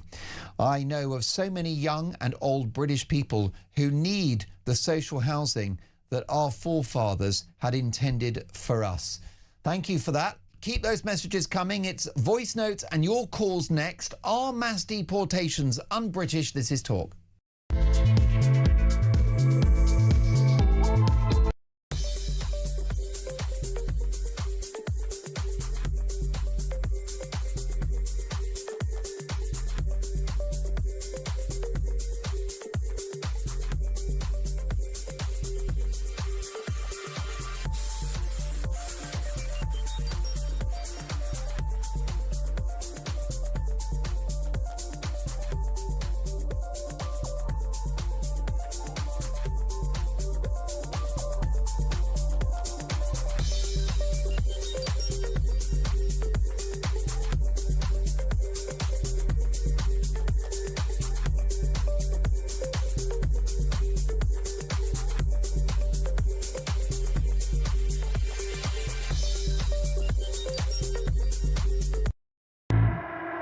Child abuse will never go away, and the men in these gangs will do everything in their power to continue to abuse children if they see that the state is not serious about tackling it. And you know, that's the problem. I mean, there's Fiona, aren't you showing there? You know, she's fought for 20 years. It shouldn't take 20 years to get a council to say we are going to look at, you know, industrial scale rape of children by men who are old enough to be the granddads.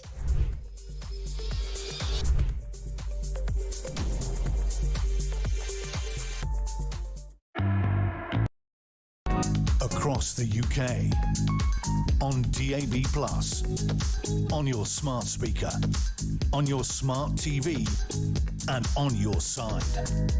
This is Talk. Let me tell you, at 22 minutes past 2 in the afternoon, it's very difficult to eat a boiled egg quickly. I've just learnt that. Folks, great to have your company. Mark Dolan in for the brilliant Ian Collins, of course, all week. We're having a big conversation this afternoon. Are mass deportations un-British? Here's a voice note from Edward. Mark, Edward in Salt Lake City, Utah here. When people ask if mass deportations are un-British, has anybody thought about Australia, New Zealand, the American colonies? Mass deportations are kind of a British thing. Well, first of all, great point, Edward, and also fabulous accent as well. Thank you so much. What an honour that you're listening and or watching from Salt Lake City. Talk truly is becoming a global platform. Pete says, Mark, only British citizens should be able to get state-supplied social housing. If you cannot afford to buy or rent as an immigrant, then you need to go back to your country of citizenship. By the way, good luck going to Singapore or the United Arab Emirates and expecting the government to accommodate you at taxpayers' expense. It would never happen. Mark in London says, Tony Blair, the architect of all we reap today. He only surfaces for power or money. And how about this from Michelle? Mark, you're becoming my favourite talk presenter. Michelle, what is this becoming business? Surely. I already wear that crown. Thank you for your lovely words, Shell. Michelle says, are mass deportations un-British? Well, considering we're supposed to just be polite no matter the cost, then maybe so. But I think it's much more British to stand up to tyranny, violence, and preserve what's quite possibly the best culture in the world. We've had enough now. Our empathy and our welcoming nature has been used against us time and time again. Michelle, thank you for that lovely text and for the very kind words. Tim is in Worthing. Hi, Tim. Hello again, Mark. Hello. Having just listened to that message that you've just read out, actually, I think actually Michelle covered a lot of probably what I was going to say. But the thing that struck me earlier was that the one thing that defines being British is our sense of fair play. Right. We've exhibited it in sport over the years. We've exported it around the world through giving democracy to other countries and showing them the way to be democratic, and through trial by jury, which has that sense of fair play to it. So for deportations to be un-British, I think is incorrect. It would be the very essence of being British that we applied the law fairly to everybody, and if you've entered the country illegally, it is only right and proper that you suffer the consequences, which is deportation. It's as simple as that. I think that sense of fair play is what defines us as being British. As for Tony Blair with his essay, I think, yeah, he really has socked it one to Starmer. It's just a shame there wasn't a closing paragraph at the end that says, I apologise for all that I got wrong in my years in government. Well, I mean, you raise a good point, and of course he's very wise after the event, isn't he? Tim, do you think that there will be a challenge with the deportations policy if Reform win the election? Could there be mass protests? Could there be a breakdown in law and order? Do you see these deportations happening at scale? Well, and this is the point I made to your researcher, I don't care whether they only manage to do one deportation.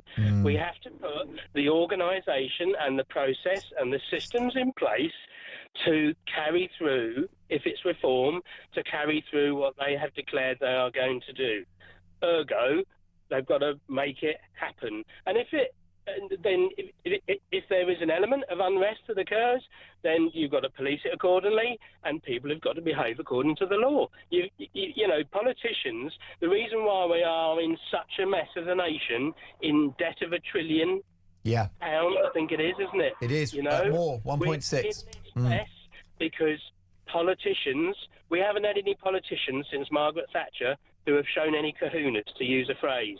And those on the right who have had, I can think of Ian Duncan Smith was one who tried to steer us in the right direction to make work pay, blah, blah, blah.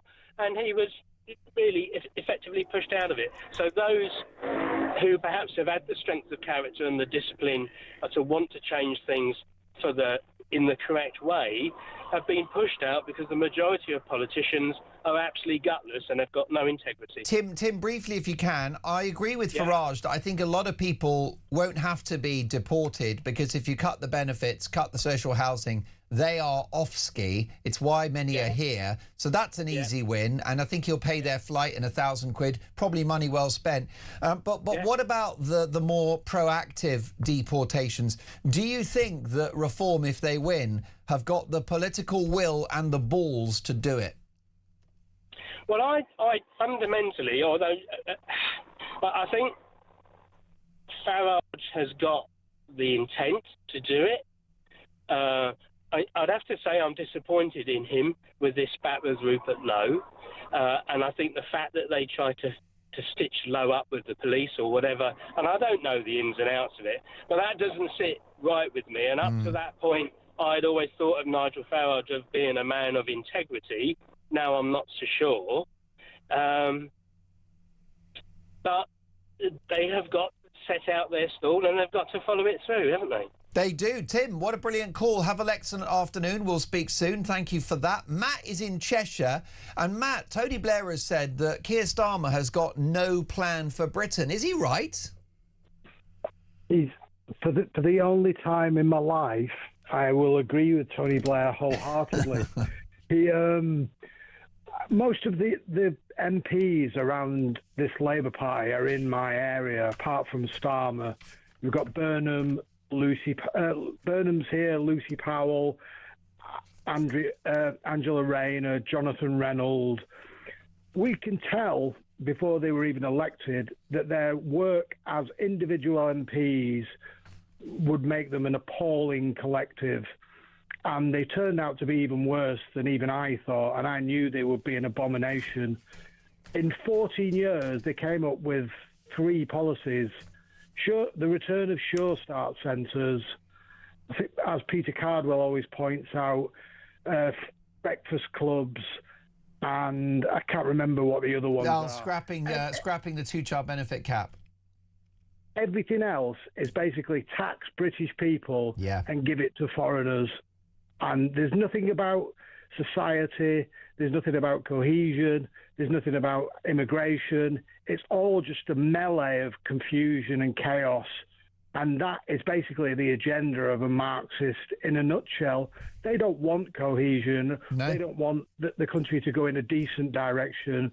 They don't want order. They just want a total melee where they can benefit from the chaos. Well, I agree. I think they'd quite like an economic crisis so they could have an emergency budget and give us full socialism, Matt. Yeah, I mean, as soon as the Iran war started, that was their excuse for Rachel Reeves being an abomination, wasn't it? Oh, well, she's blamed everything, hasn't she? Donald Trump's tariffs, Brexit, the Battle of Hastings, the French Revolution, Matthew, the Stone Age. The thing is, where I am, Mark, people are enjoying their gradual downfall. It's almost like when they're gone, we'll never see them again. So we should more or less frolic and revel in the final days, if you like. The death rattle of socialism. Yeah, it's gonna go because these people have exposed themselves. They came into power. Jumping around with excitement, like everybody was just going to take to them and we're all going to think they were fantastic. And within weeks, it was clear that they were talentless, brain-dead, useless, and utterly politically unaware. And we should just enjoy the death of the Labour Party because in my area, they're responsible for 99% of all the problems. And of course, it was in Labour constituencies that saw the worst aspects of the grooming gang's crimes. Matthew, before I let you go, what about mass deportations? Are they un-British? No. How can mass immigration be British? Because we're so nice. We're so nice. We welcome people. We don't turf them out. As I've said for years, Mark, the British people have had their trust and their decency spat in their face repeatedly by these vile generation of politicians. It's time we sent a message that we want Britain to be clean, safe. We don't want low lives here, and we don't want it to be a dumping ground for the vile people. There's basically scumbags here from every corner of the world, and we don't want them here anymore.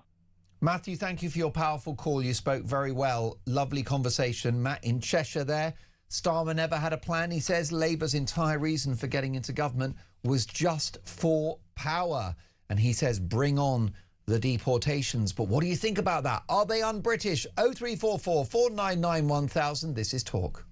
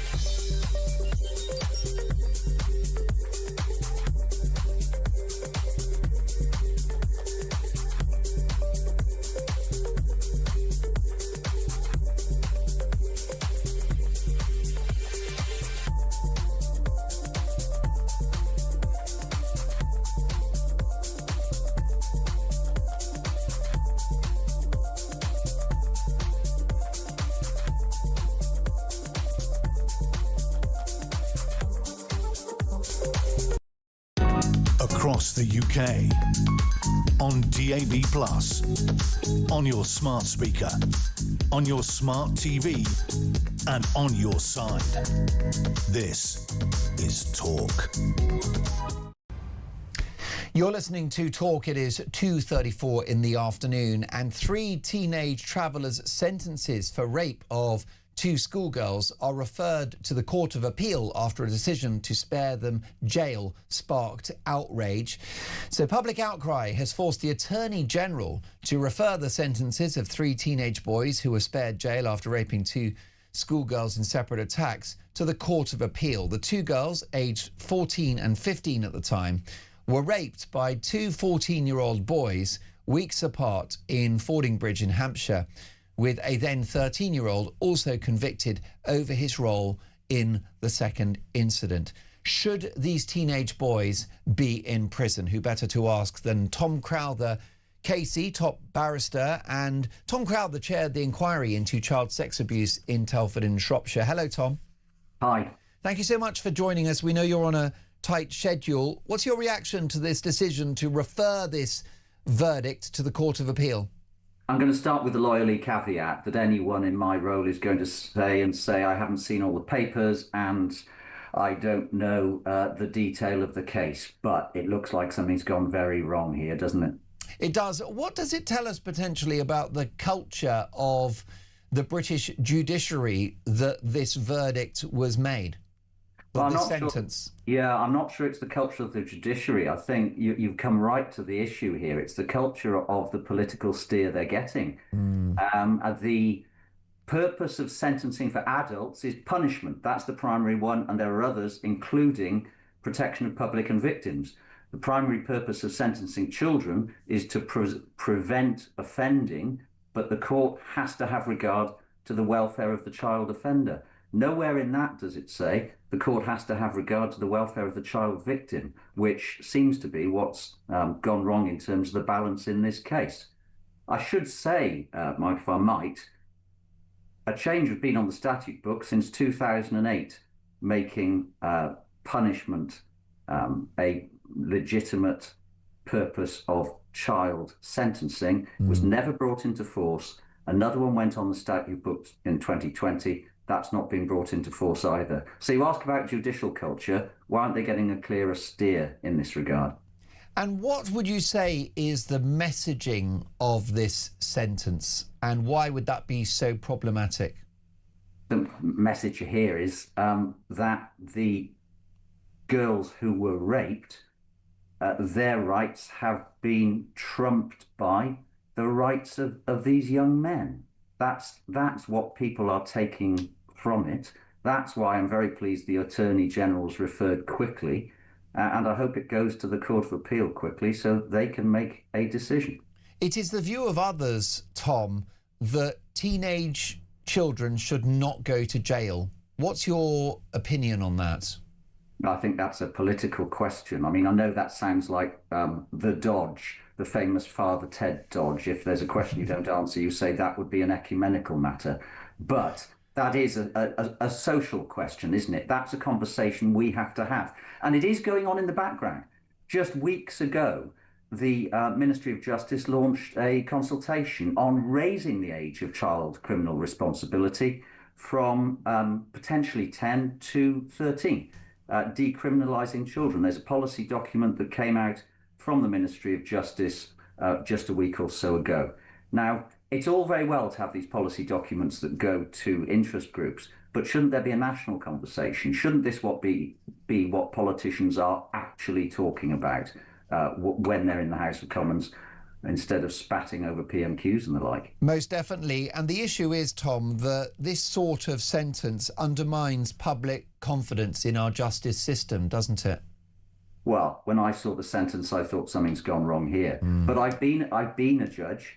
I know how difficult it is, which is why I've referred to this judge would have been an experienced judge, would have been struggling within that statutory framework. He had very experienced lawyers in front of him, all of whom had a case to argue, and he came through it in the way that he thought best. We'll see whether he was right or not when the Court of Appeal steps in. Now, Tom, you haven't seen the details of this case. Is there a high likelihood that the sentence will be tougher once the Court of Appeal have had a look at it? Well, look, the Attorney General thinks so, or he wouldn't have referred it. I said at the start, I think something's gone wrong. Just because something's referred doesn't mean the Court of Appeal have to act. But it would be a surprise. There would have to be features of great exceptionality, it seems to me, for a different sentence not to be passed in this case. But I don't know. I don't know the detail. I don't know the reality of these three defendants' lives, and I don't know what mitigation was put before the court. And Tom, to deploy a little bit of legalese, do you think that if the appeal courts, the Court of Appeal, do hand out a tougher sentence, that this will set a precedent? Well, all judges are careful in passing all judges are careful in passing youth sentences. Could I say this?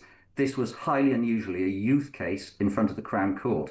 It was only in front of the Crown Court because a lower judge, a district judge probably, had taken the view it should have had a custodial sentence.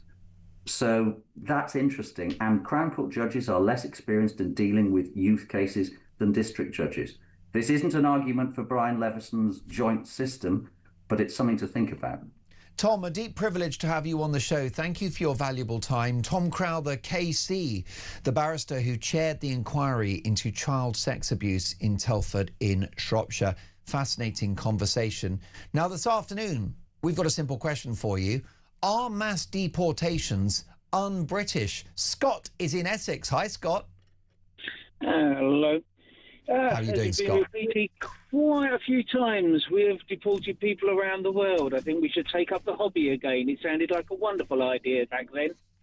Well, it seems like it would have massive public support. But do you think if Reform win the election, they will have the political will and the courage to see this through?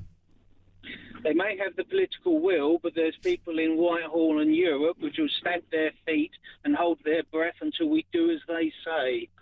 So we need to make sure that they don't get their way. And we can do that by using the Falkland Islands. Pray tell me about the Falkland Islands, how that could be deployed. Well, it's classified as a British territory, and therefore we don't have to inconvenience the European Courts of Human Rights when we send them over there. Well, that's an interesting thought, isn't it? I think we should move them all to Islington and Hampstead, where all the wokies live, Scott. Oh, they keep saying refugees welcome, so they've already said they'll take them. Let's test that theory. And Scott, you're all in with the deportation policy. Why? Why do you think Britain needs mass deportations? If people come into this country and insult this country, why should we bear them suffer their presence? If they came in and they contributed, we'd welcome them.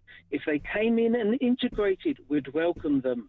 This country is no longer supporting them because they do not tolerate us.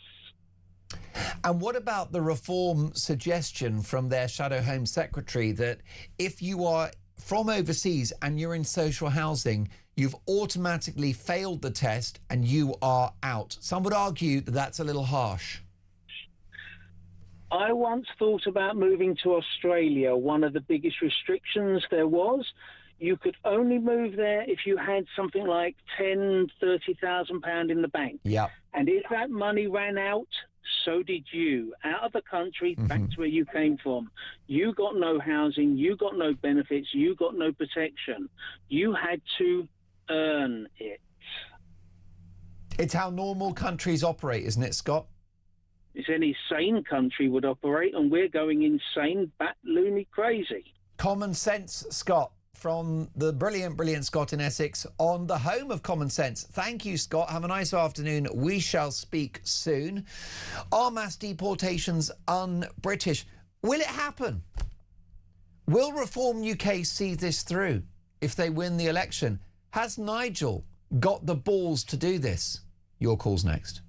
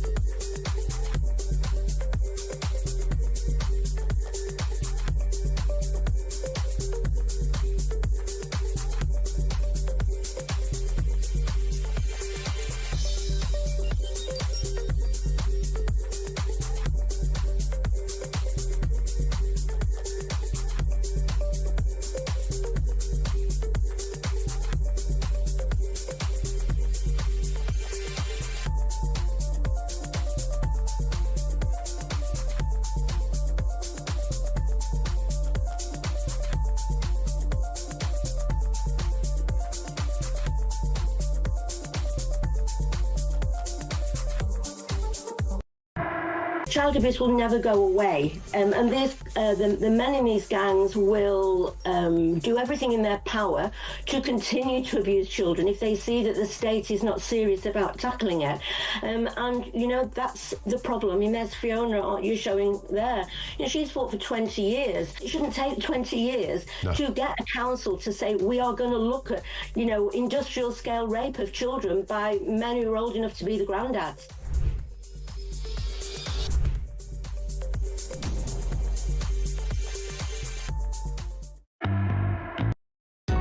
Across the UK, on DAB+, on your smart speaker, on your smart TV, and on your side. This is Talk. Are mass deportations un-British? Neil has said, good afternoon, Mark. What's un-British is the balkanisation of our country. For example, Whitechapel in London with the quote, "This is a Muslim area."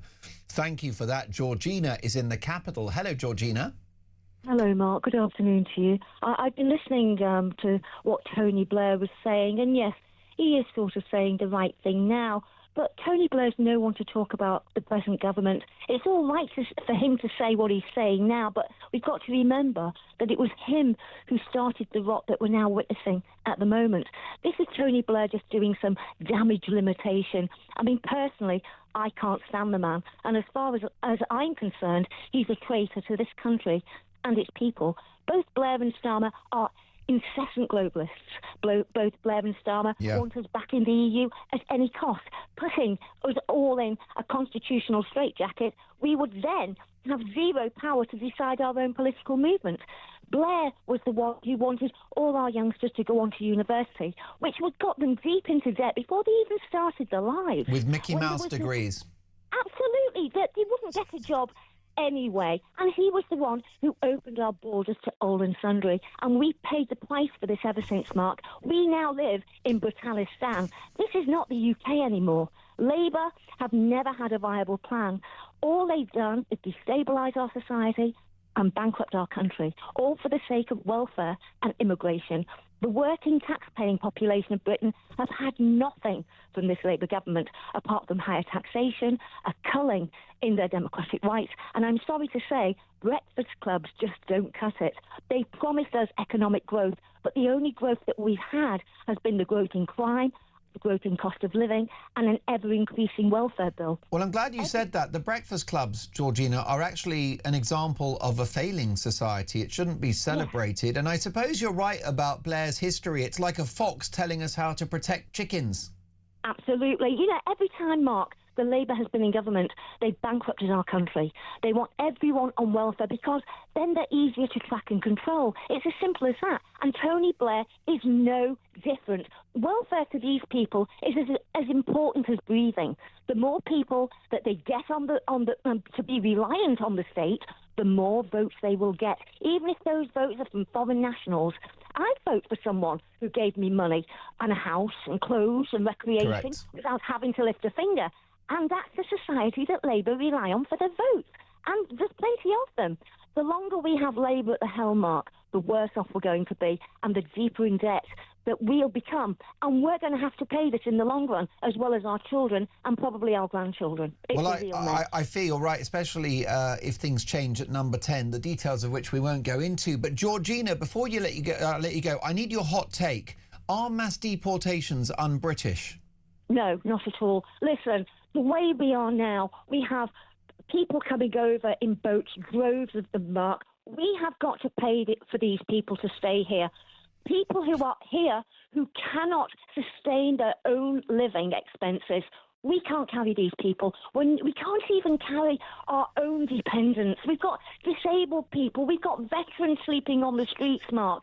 You know, we can't even have a proper hospital anymore because we can't get appointments because there's so many foreign nationals using our hospitals. It's ridiculous. The educational system, we've got classes now in our country where the majority of the children going there don't even speak English as their first language. This is a mess, Mark, and we have to put our foot down. It's got to be the British first in Britain. Georgina, thank you for a brilliant call. It's been too long. We'll speak soon. Jay is in the capital. Hello, Jay. Oh, good afternoon, Mark. You said, I'm not sure how to follow all those calls you've had today, Georgia and Matt before. I know. But the reason I'm ringing is because, you know, I quite like some of Farage's ideas and Reform's ideas, but I can't see how they can get anything done without anybody in the House of Lords.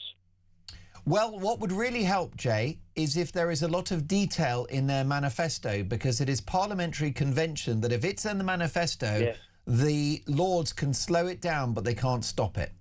Yeah, exactly. Well, I hope they realise that. But the other thing that there's two other things I wanted to say. One of them might be a bit contentious. Good. That's the best bit. Knock yourself out. I heard the chap that you interviewed before saying that the two traveller boys that were rapists had already been in a lower court and the judge wanted to give them a custodial sentence. Well, exactly. I'll be honest with you. Full disclosure, Jay, I don't have the details of that case, but you're entitled to your view on that. But if it's true, the judge was probably frightened for his life. That's why they got a lighter sentence. That's an interesting theory, isn't it? Of course, no evidence to back that up. But Jay, you know, if that's what you think, fair play. So, Jay, in the end, this mass deportation policy, do you think the British people support it by way of a majority? Do you think most people would support this? I don't think they would. I personally do, but I don't think they would. We saw a situation some years ago in Scotland where an immigrant rapist, they were trying to, crowd came out and stopped them. Yeah, it's utter insanity. They call it, don't they, Jay? I think they call it suicidal empathy. And it's the selective moral blindness of the left. Jay, lovely call, and you more than lived up to Georgina and Matthew's contributions, so please do so again soon. Caroline is in the capital. Good afternoon, Caroline. Bit of a scorcher in London today, isn't it? Good afternoon. Lovely to talk to you. It's the first time or second time I've spoken to you, Mark. Well, hello, Caroline. Listen, I hope it goes well. I hope I'm going to be on my best behaviour. Oh, you will. I talk a lot to Peter and, well, Julia. But good. Well, I mean, that's a tough act to follow. Well, no, it's not. You're great. I never thought I'd say this in a million years. But after what Tony Blair said, I'd want him to come and govern the country, because what's going on with the energy thing is insane. But that's not the reason I'm phoning. I'm phoning about the mass deportation. But I mean, I'm the same as you, Caroline. I would swap Blair for Starmer all day long. If we've got Labour for 3 years, I'll take Blair. I'll queue for it now. No, 100%. I mean, every European country per year pays less than £600 a year. People are going to die in this. I mean, this is abuse on a level that we've never had. But I want to talk to you about the mass deportations. I'm not racist. My mum's Hungarian, okay? I'm not racist. But what's happened in this country is there's no words anymore. It's out of control. We are literally broke. Beyond broke, we don't even realise the corruption in this country, through the council, through the government, it's off the scale. And really, and unless people wake up in this country, really wake up, which they're not, we're doomed. We need mass deportation. We need something major, not little, not try. And if Farage gets in, I'm not particularly a reform voter. I'm more restore. But if he gets in, do it, and let's take the consequences. Excuse myself. Ignore the laws. Europe ignore the laws. Oh, Greece they do. Sending theirs back. Oh, France have been ignoring Caroline. France have been ignoring the ECHR for 2 decades. Exactly. So we need someone with absolute guts. To me, that's Rupert Lowe. But if it's Farage, they just need to organise it and do it. And there's no courts. There's no free lawyers. You go in. You get them and done. I'm sorry. I've got somebody I know who works for the council. All she does is putting illegal migrants into hotels, and she feels sorry for them. The woke agenda. I mean, it's insane. This is and the criminality is insane. I'm not saying they're all criminals. Nope. They're not. But there's a huge majority they are. Too many are. Also importing very dangerous people from dangerous countries, and we've got Iran behind it, we've got Russia behind it. There is so much going on that you and me don't know, and it's abhorrent and it's terrifying. And I actually want to get on a plane and leave, but I don't know where to go, because this country is becoming impossible to live in, financially, emotionally, every which way. The minute I go out my door, I'm worried I'm going to get done for 22 miles an hour driving, or get a parking ticket, which I did do on Sunday for £80. It's like mafia money. They're coming after people like you and me, the legal tax-paying people who've been good all their lives, behaved, whatever, and it's enough. So we need someone that has got the balls, who's going to actually do it. And it doesn't matter what the European Union says. It doesn't matter. It's our country. Our country. We need someone like Maggie Thatcher or somebody like Rupert Lowe who's going to say, I don't care. We don't care. We're doing it. Do what you want. You want to fine us? It's cheaper to pay the fine. It'll be cheaper to pay the fine, like Hungary's been doing, paying a fine every month, and they have no immigrants in there, and they have no problems like we do. That's my take. Mark. Well, you mentioned, that's right. You were mentioning Hungary there, who are paying, I think, fines of €5 million a day, and their Prime Minister said, worth every penny to police our borders. Exactly. And what are we paying every day, every week, every month, every year? Billions, absolute billions. And I've never known in history, anywhere in history, where a country lets illegal immigrants in, not only let them in, but doesn't tag them, gives them free accommodation, free food, free lawyers, free whatever. They are doing this on purpose. This is a plan. It's nothing to do with gangs. They don't want to stop it. This is a plan. It's common sense. Nothing else makes sense. Nothing. So we need someone who really has got the grit and is going to do it. And I don't care if half the country don't agree. I don't care, because most of them have been brainwashed, listening to the BBC, Sky News, and they've got no idea what's going on. They live in their leafy areas with their 2 cars and their 3 holidays, and they've got no idea what's coming down the track. Caroline, you speak well and you speak for millions. Isn't Julia lucky, and isn't Peter lucky that you speak to them on a regular basis? Please call me again soon, because it was an important and valuable conversation, Caroline, in London there. Daniel's called the show as well. Hi, Daniel. Hey, Mark. I actually think it's un-British to allow mass uncontrolled immigration from the third world into your country. I think it's un-British to have a population of over 72 million people. I think it's un-British to sell your children's futures down the river. Young native British people can't find anywhere to live. House prices are through the roof.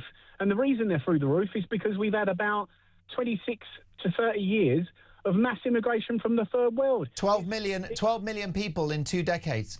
Yeah, and we didn't even vote or ask for it. We were never asked. And if we had been asked, we would have said a big fat no. Yeah, but Daniel, they're all engineers and doctors and brain surgeons, aren't they? Rocket scientists, I was told. Well, the reality is quite the contrary. I mean, you know, and something urgent needs to be done. I would urge, I've met Nigel a couple of times, and I would urge him to have lunch with the Restore leader, because Rupert.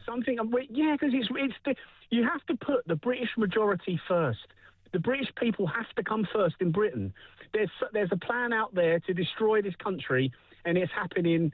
I can remember the country. I was just coming of age before 1997, and man alive, I've got 3 young children. It's actually un-British to sell their futures out, and it's un-British to not give them the kind of Britain that I grew up in. And something urgent needs to be done. And while the right are fracturing and they're arguing, and they're missing the fundamental point, Mark, that they have to come together for the good of the British majority. Because under this Labour government, things are just going to get worse and worse and worse. Daniel, one of your best ever. Thank you for that. Well, what an interesting afternoon we're having. What an important conversation this is. Are mass deportations un-British? What do you think of this policy? Is it the way to go? Is it correcting an historic mistake in terms of open borders? Let me know your thoughts. It's all about your opinions. 0344 499 1000. So much to get through. A big hour coming. Keep it talk.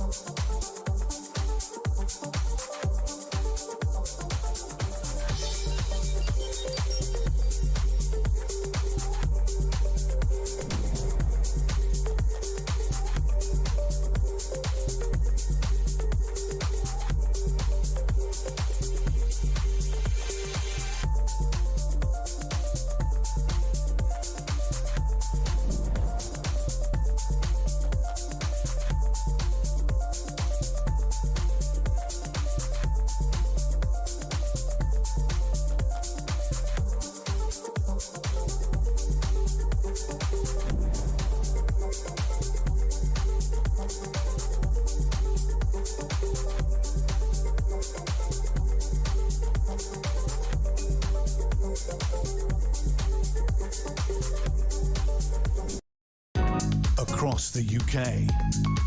On DAB+, on your smart speaker, on your smart TV, and on your side. This is Talk.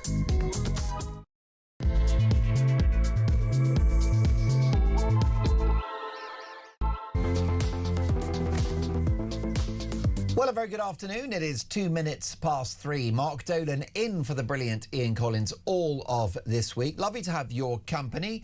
Tony Blair slams Keir Starmer, saying the PM has no ideas and no plan. The 3 times election winner has attacked Labour for slipping into a left-wing comfort zone with red tape, net zero and ever higher taxes. What do you think? Does Starmer have a plan for Britain? If so, what is it? And we're discussing deportations this afternoon. That is the clear stated policy of Reform UK. Even if you are simply a foreign-born national living in social housing. Do you back this policy? What do you think of mass deportations? Are they the way to go, or are they un-British? Now, my phone number is 0344 499 1000. Text the word talk in your message to 87222, or leave us a voice note. And as the saying goes, let's talk. Now, as we come on air, we have some breaking news. The BMA, the British Medical Association, say that resident doctors will strike from June the 15th to June the 19th as part of their long-running dispute with the government over pay. This will be their 16th time that they've striked over pay. Let's get reaction from one of the most experienced politicians in the country, former Deputy Speaker of the House of Commons, ex-Tory MP for the Ribble Valley, Nigel Evans. Hello, Nigel. Mark, how are you doing? It's great to be back on your show. It's really lovely to see you again. This is terrible news for the NHS and terrible news for patients. Yes, it is. And it's just as well, isn't it, that when the last Labour government came into power in 2024, one of the first things they did was to throw a ton of money at these resident doctors, thinking that they would simply be able to pay them off. And what's happened? Well, they've just come back for more, Mark, haven't they? And, we'll just see where this goes. But quite frankly, it's ridiculous. And they really are harming the people that they're there to serve. I'm not saying that, we all want to see people working within the National Health Service to get more money, but throwing more money at the NHS just simply isn't the solution. Well, it isn't. And the bottom line is that patients will suffer, Nigel. Appointments will be cancelled. Procedures won't happen. Mark, people may die. I mean, if literally you're getting an operation that you were supposed to be getting is somehow then cancelled simply because of yet more industrial action by the resident doctors, then people could die. It's as simple as that. In any event, as I say, there is vast sums of money that have been invested in the National Health Service by governments of all complexions, and it's not properly worked. Maybe Sir Tony Blair would have an answer for this. I haven't quite read the full 5,000 words of his encyclo, whatever it's called, that Pope Tony has come forward with today. But nonetheless, we just simply can't carry on the same conveyor belt. We're going to end up with the same result time after time after time. And I have to say to the Secretary of State for Health, throwing more money at resident doctors does not mean that in 12 months' time they're not going to come back for more, because it does seem to be a lot of politics at play with this industrial action that they're taking. Well, I'm glad that you said that, Nigel, because when my viewers and listeners hear the expression the British Medical Association, it sounds like an organisation that is there to make sure that we're all fit and healthy. It's not. It's an ultra left-wing trade union. Yeah, some of the people at the very top seem to have a lot of politics at play here. It's what they used in the dying days of Rishi's government, and the government wasn't going to budge, and I think quite rightly so. But as I say, the first thing that happened as soon as the Labour Party came into power in 2024 is they bought them off, as they did the two drivers and a few other of their mates. Don't forget, so some of these unions, I'm not talking about the BMA, but some of the unions literally were giving hundreds of thousands of pounds to the Labour Party to ensure that they got elected. And the first thing that they did was to buy them off. But in the BMA's case and with the resident doctors, I'm afraid they are biting the hand that has fed them. Whether this Labour government will ever learn the lesson, I just simply don't know. We're in the dying days of the Starmer government anyway, so we'll just see where we go. And I have sympathy for some of the resident doctors and the nurses who are represented by the BMA, because many of the people that work in the NHS do not back the strikes. Yeah, that's absolutely right. There would be many within there that just simply don't back the strikes. It's a great shame when they have these votes there's not more people who are prepared to actually take part in the vote. Some of these, there's not it's not 100% of the people there voting, Mark, frankly, and I just wish that more of them would speak up against the leadership of the BMA. As I said, they got a good payoff the first time round, and I would have thought that should have satisfied them, and then they need to look for the long term. And the long term, I'm afraid, is a bit longer than 12 months. And that seems what they seem to be going for. Every 12 months, they're just coming forward with the begging bowl. And it's the same stick that they're using every time, or the same tool, which is to go on industrial action. You just simply can't have that in the National Health Service. It is literally setting back the NHS many, many months every time they take this sort of action. And costs a fortune as well. And they didn't get the memo, did they, Nigel, that the country is broke. We are in the red. We live beyond our means. So this industrial action and these inflation-busting pay demands are completely unjustified. Let's crunch the numbers if we can, Nigel. A starting basic salary for a resident doctor in England is £38,831. With overtime, antisocial hours, etc., that can go up to 45 grand. Now, it's not a king's ransom, but they're not starving to death, are they?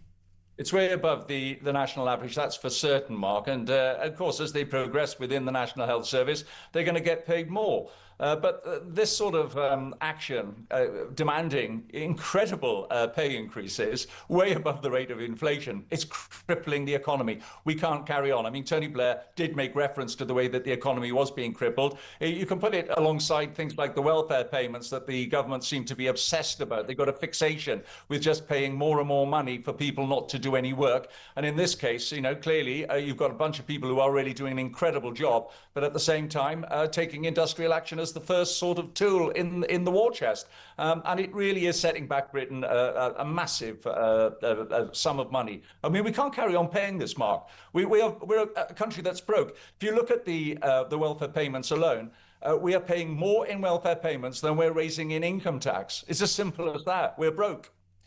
And this will stick in the craw for any viewers and listeners to the show, Nigel, who are in the private sector. They can only dream of a job for life, excellent pay and conditions, and a gold-plated pension. That's right. And also a lot of them facing the sack, Mark, because if we've seen since 2024, a lot of people have lost their jobs in the private sector because firms have had to look to see they've got to live within their means. And living within their means is not putting a begging bowl out for the hard-pressed taxpayer to fill the coffers. It doesn't work that way. What you've had, let's just take one example, Mark, and that's the hospitality trade. They were told that there wouldn't be an increase in national insurance, and as soon as the government came in, they put employers' national insurance up.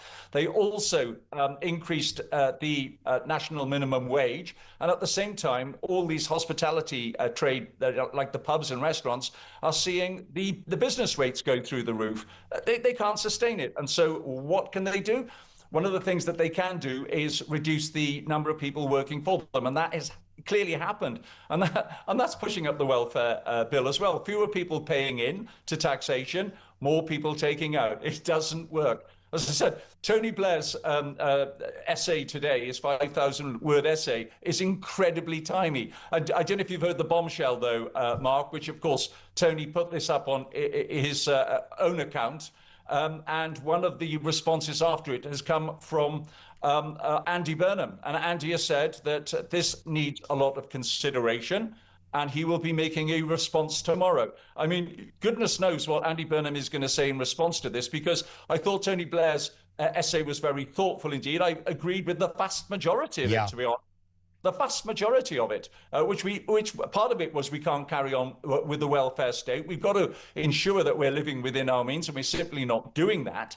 Also, the other thing which he said, and I knew Tony Blair would not like the fact that the United Kingdom voted to leave the European Union. He said that that was not the answer. Brexit was not the answer to all of Britain's ills, and rejoining is not the answer to all of Britain's ills either.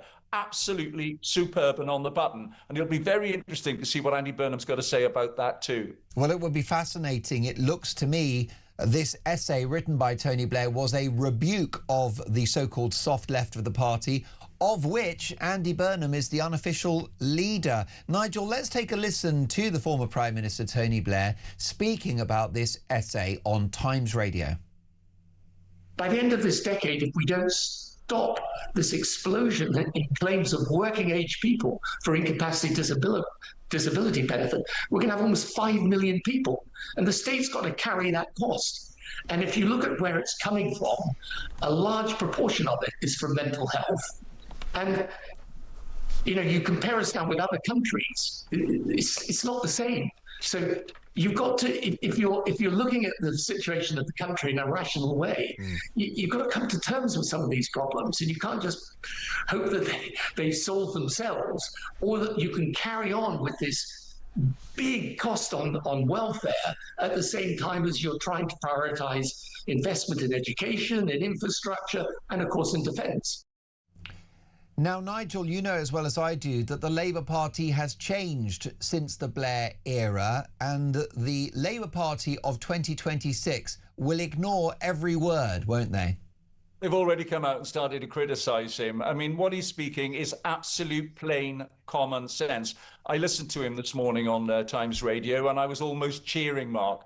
I mean, I always respected Tony Blair when I was an MP sitting on the back benches. When he came into power for the first time in 1997. And I knew he was a class act. He was a class act then, and he's a bigger class act now. The Labour Party have never needed somebody of the stature of Tony Blair more than they need him now. And they should really listen to what he's saying. The welfare bill has gone out of control, and the current government is not prepared to tackle it. The number of people who are claiming issues with mental health, and that's gone through the roof since 2024. That's clearly not sustainable. And I roared laughing when he was asked a plain question about Ed Miliband's net zero insanity. And he was said, it sounds as if, you know, are you really saying you want to, that they should stop, that you want to reverse it? And he said, yes. I mean, never have I heard a politician being asked a straight question and answering it in such a straight way and in such a commonsensical way as well. Net zero, the insanity of Ed Miliband, is crippling British industry, crippling people who today are learning that they're going to have to pay more for their electricity and their energy generally. And quite frankly, we're the only country that seems to be doing it. As Tony Blair pointed out, we can do all of the things that we are wanting to do, but we're only contributing 1% of all the problems within energy that the world is facing. When you've got China, when you've got India, and even though they're investing, as he pointed out, in renewables, they're also utilizing fossil fuels as well. And Tony Blair pointed out the bleeding obvious. We are sitting on massive reserves of oil and gas in the North Sea. We should be drilling. Most definitely. Nigel, we know, don't we, that the new Blair project was a rejection of socialism. And it's my understanding that the word socialism was banned by the Blair-led regime. It was a word that was simply not permitted. We are not socialists, we are social democrats. But unfortunately, Labour's gone back, hasn't it? It's shifted left again. You've got the Prime Minister proudly announcing that he's a socialist. The issue we've got is it doesn't work. No, it doesn't work, and it's been proven not to work. It didn't work under Gordon Brown either. Never mind the fact that he sold all the gold reserves at rock bottom prices and told the markets that he was going to do it before he did it, which meant that the price was even lower. And it cost us something like £45 billion, Mark. That's the sort of difference between what he sold it at and what that gold would be worth today. No, there's been a definite shift leftwards, and all we hear from the Labour Party now is discrediting Tony Blair for saying, as I say, common sense stuff. which is what he's done in his essay and what he's done in the interviews that he's done. He's been absolutely superb in confronting the issues that really do, which really are doing us some damage. And you know, the real problem is going to be that you're listening to some of the people within the Labour Party, like Richard Burgon. All of a sudden, you know, they want the Labour Party, if they get rid of Starmer, to go even further to the left. What does that mean exactly? That they're going to hammer the entrepreneurs, they're going to hammer the people who are creating the wealth, the people who employ people, who pay taxes. They literally are going to carry on hammering people, and then they're never going to tackle the welfare problem. They're going to carry on with the insanity of net zero. I mean, we're already a country that is on the brink of bankruptcy. I mean, if we were a firm, we'd be looking for, in American terms, Chapter 11. United Kingdom would be in Chapter 11 if we carry on we'd be in Chapter 11 now. Never mind waiting to see what's going to happen after Starmer. I think the Labour Party are going to get this opportunity shortly, perhaps, that if Burnham wins the Makerfield by-election and all the opinion polls look as if they're going in that direction, then the people of Makerfield will be giving Andy Burnham the opportunity for him to become Prime Minister of the country. And that's why I'm really interested to see what Andy Burnham is going to say in response to Tony Blair's essay tomorrow. That's going to be absolutely fascinating to see what team. I mean, he's already acting prime ministerial in the way that he's saying, I'm going to give a response, a more considered response tomorrow. I mean, he's already acting more like the prime minister than Keir Starmer is. I mean, we've got the caretaker prime minister and we've got the prime minister in waiting. Well, he needs 24 hours just to decide what he should say, what his position is going to be, because he's not a principled politician like yourself, Nigel. You don't need 24 hours. You read the essay, you responded, and that's what an authentic politician looks like. You don't need a day to prepare your position. That's right. You know. Absolutely right, Mark. And most people listening to what Tony Blair said today will have been nodding along and cheering like I was and thinking, my goodness me, and I never thought I'd say these words, how I miss Tony Blair at number 10. Well, definitely. Caroline, one of the callers earlier, said that she's not a Labour supporter, but she would quite happily, if we're stuck with Labour for 3 years, install Tony Blair as an emergency Prime Minister between now and the next election. I'll tell you what would happen. He'd bring taxes down. We'd have economic growth. The welfare bill would shrink and we would scrap net zero. Can I talk to you about illegal immigration whilst we have you, Nigel? Another really worrying statistic. Almost 1,000 illegal immigrants crossed the Channel over the bank holiday weekend. This problem isn't just not going away, it's getting worse. Yeah, and we're going to have a very good summer, hopefully, this year, which means more and more people are going to take the opportunity to get into small boats. I mean, the French police officers will be waving them goodbye because we're giving them £600 million a year to do so, because they won't be France's problem, they'll be our problem. I've always said, Mark, the answer to this is quite simple. We pass emergency legislation to say anybody entering the United Kingdom in a small boat is entering the United Kingdom illegally.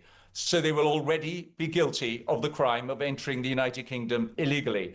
And the penalty for that will be that you will be transported to a third country where you will be processed and you will never, ever be allowed to enter the United Kingdom legally in any way, shape or form. It's as simple as that. You will be banned from the United Kingdom for life. If you want to break the gang model, that's one sure way of doing it. We've got to leave the ECHR. We've got to do that to be able to do it. And if only Rishi Sunak had the guts to do that in the dying days of his government, then perhaps we wouldn't have lost as many seats as we did in 2024. The one thing we're absolutely certain is Starmer has not solved the problem whatsoever. More and more people are coming in, and it's totally unsustainable for us to carry on in the way that we are.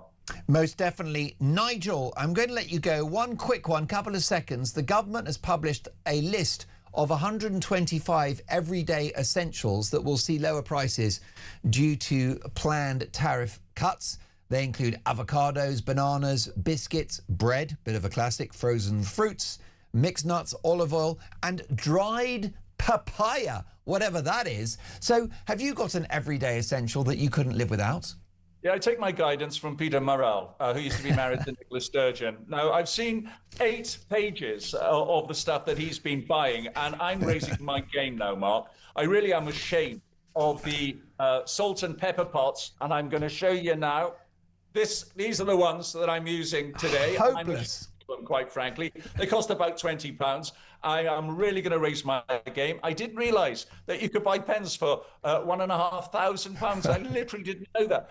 Coffee makers at £2,600. I mean, seriously. These are the essentials for Peter Morrell, and he has displayed, of course, he's using somebody else's money. Thank goodness it wasn't taxpayers' money he was using. He was robbing from his own kind, of course. He was embezzling money from within the party. I find it absolutely amazing that with all these luxury goods coming to the house, that Nicola Sturgeon, I've called her Nicola in Wonderland. With all these luxury goods she saw around her, she became uncuriouser and uncuriouser. She never asked a question. And we will take her defence with a pinch of salt from one of those expensive salt grinders. Wonderful to have you on the show, Nigel, and we look forward to catching up soon. Stay cool. Nigel Evans, former Deputy Speaker of the House of Commons, former Tory MP for the Ribble Valley. He talks a lot of sense. I always cheer when he's on. What a great politician and now commentator. Much more to come. Are mass deportations un-British? This is Talk.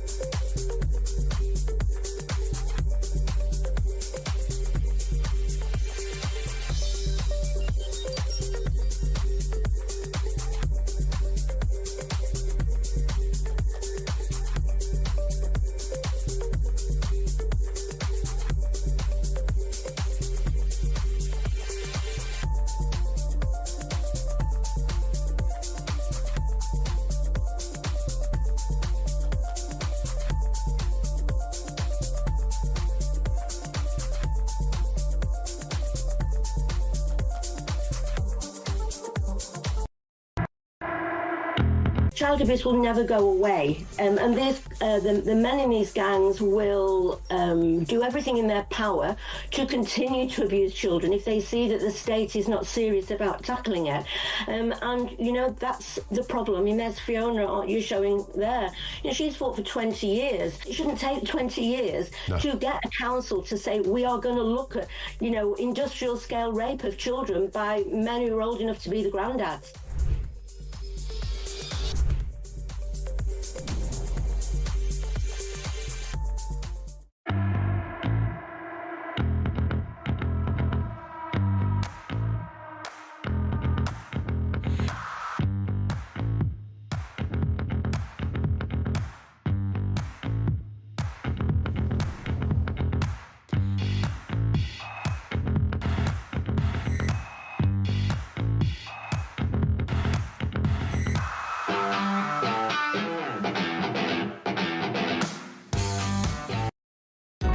Across the UK, on DAB+, on your smart speaker, on your smart TV, and on your side. This is Talk. Blair slams Starmer saying there's no plan. Is he right? Grace is in London. Hello, Grace. Hi. Yeah, I think he probably is right. Although the first kind of political thing I was aware of when I was growing up was the Iraq War, and I do think that he frankly should be a bit humble and repentant about that. Yeah. I've read that he since said that he prayed before he made that decision, but if you are interested in following God, then you, and I personally, should also be able to be repentant when we do the wrong thing. Well, because he prayed with George W. Bush, didn't he? They prayed together, apparently, Grace. Supposedly, and maybe they did, but it's also important that we have the humility to, and again, speaking to myself also, to admit where we've made mistakes. So I think he made a mistake with that. I would agree with him though about, and I'm sure most of your listeners won't agree with me about this. I would agree with his criticism of our current government for cutting aid to the poorest parts of the world. I'm very aware that it's not always spent perfectly, but it actually mostly is spent on very important things, such as reducing the risk of disease and helping people who are literally starving.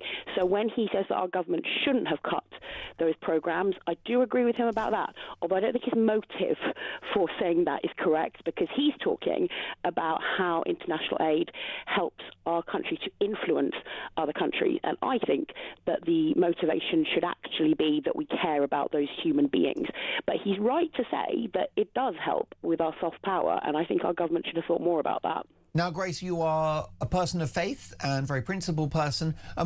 You haven't called about this, but I would be curious to know your thoughts. What's your view of the policy of mass deportations? Are they un-British? That's a difficult question. I think that there needs to be clearly a far better system for ensuring that the people who come and are allowed to stay are the people who really need our help and support, and that people are not given privileges that hardworking British people receive, because that would be unjust. I think we do need, however, to help some people who are fleeing real war zones. I think sometimes we want to imagine that they're all just trying to play the system, and then some other people say, no, they're all fleeing war. Actually, it's a big mixture. So I think to have some wisdom so that we can best help those in the very real need and not have others cheating the system is really necessary. And so if the government could get better at differentiating, then that could be helpful. Ultimately, human beings are all very different, and if we try to oversimplify things, we might miss out on that. But all human beings are imperfect, yet precious to God. And so some people will be contributing a lot to our country, and they should be respected for that, and they should be cared for if they're in need. What a measured and thoughtful and fair answer. Grace, call me again soon. Loved our conversation. Big Matthew is in Warrington. Hello, Matthew. Hi, Mark. You okay, pal? I'm very well. Top of the afternoon. Is a bit of a scorcher in Warrington this afternoon? Oh, it's absolutely scorchio. It's a proper Welsh Guards afternoon. Oh my goodness. Have you got aircon in your vehicle? Yeah, it's called electric window, mate. Oh my God, you're old school, Matthew. I like it. Yeah, you know what? I'm going to be a little bit away with it. You're not going to expect this from me, but I do think mass deportation is not British. It's not our way of life. It's not something we do. It's not something we did in after the Second World War. You know, we've been very welcoming as a nation, always through times of strife in other countries. But I do feel, and I don't think mass deportation will happen. I think if we get the right kind of government in place, once we start cutting the benefits, the lawyers, the HMOs, the hotels, they're just going to go. After Brexit, a lot of the European countries, a lot of the people from Europe went back to Poland and Romania because why stay here? There's nothing for you. You've got no food, you've got no accommodation, you've got no rights to the NHS. People will naturally jump back on that dinghy and go back on that. It's quick enough to get over it, it's quick enough to get back. So, Matthew, what you're saying, the deportations will happen organically? Oh, I completely. If you do it the right way, you know, people are going to get warned. And I think if you know, we've got 3 years now of elections and what's going on and other things are going on, and if it goes in the way of reform or everything looks to be going to the right of the politics, people will start looking. It's like when they brought in the African, when they were going to send them to Africa, they all started going to Ireland, didn't they? So, you know, people, they're going to look at it and go, this isn't going to be the place for us. And they'll either stop sucking the life out of our country, or they'll try and get work and they'll start contributing to our society. But the whole system needs overhauling. You need to have a proper way of becoming British. like I said the other day, if you come to this country, you believe in the British way of life, the English way of life. You accept Christianity as we accept your religion, whatever that may be. Yeah. You accept other religions around us, whether it's Jewish, Hindu, Sikh. We're not getting any trouble off the 160,000 Hong Kongs that have come to this country. No, we're not. You look at Warrington Town Centre's got little Chinese restaurants everywhere and shops. They come, they're at our schools, they're not making any noise, and they're contributing, they're all working. So if the people from Hong Kong can do that, why can't everyone else? Common sense. Matthew, great call. Stay cool in the afternoon. Matthew says that mass deportations are un-British, but also that they are unnecessary. When we cut the benefits to people from overseas, they will leave of their own accord. Lots more to come. This is Talk. The time is 3:31.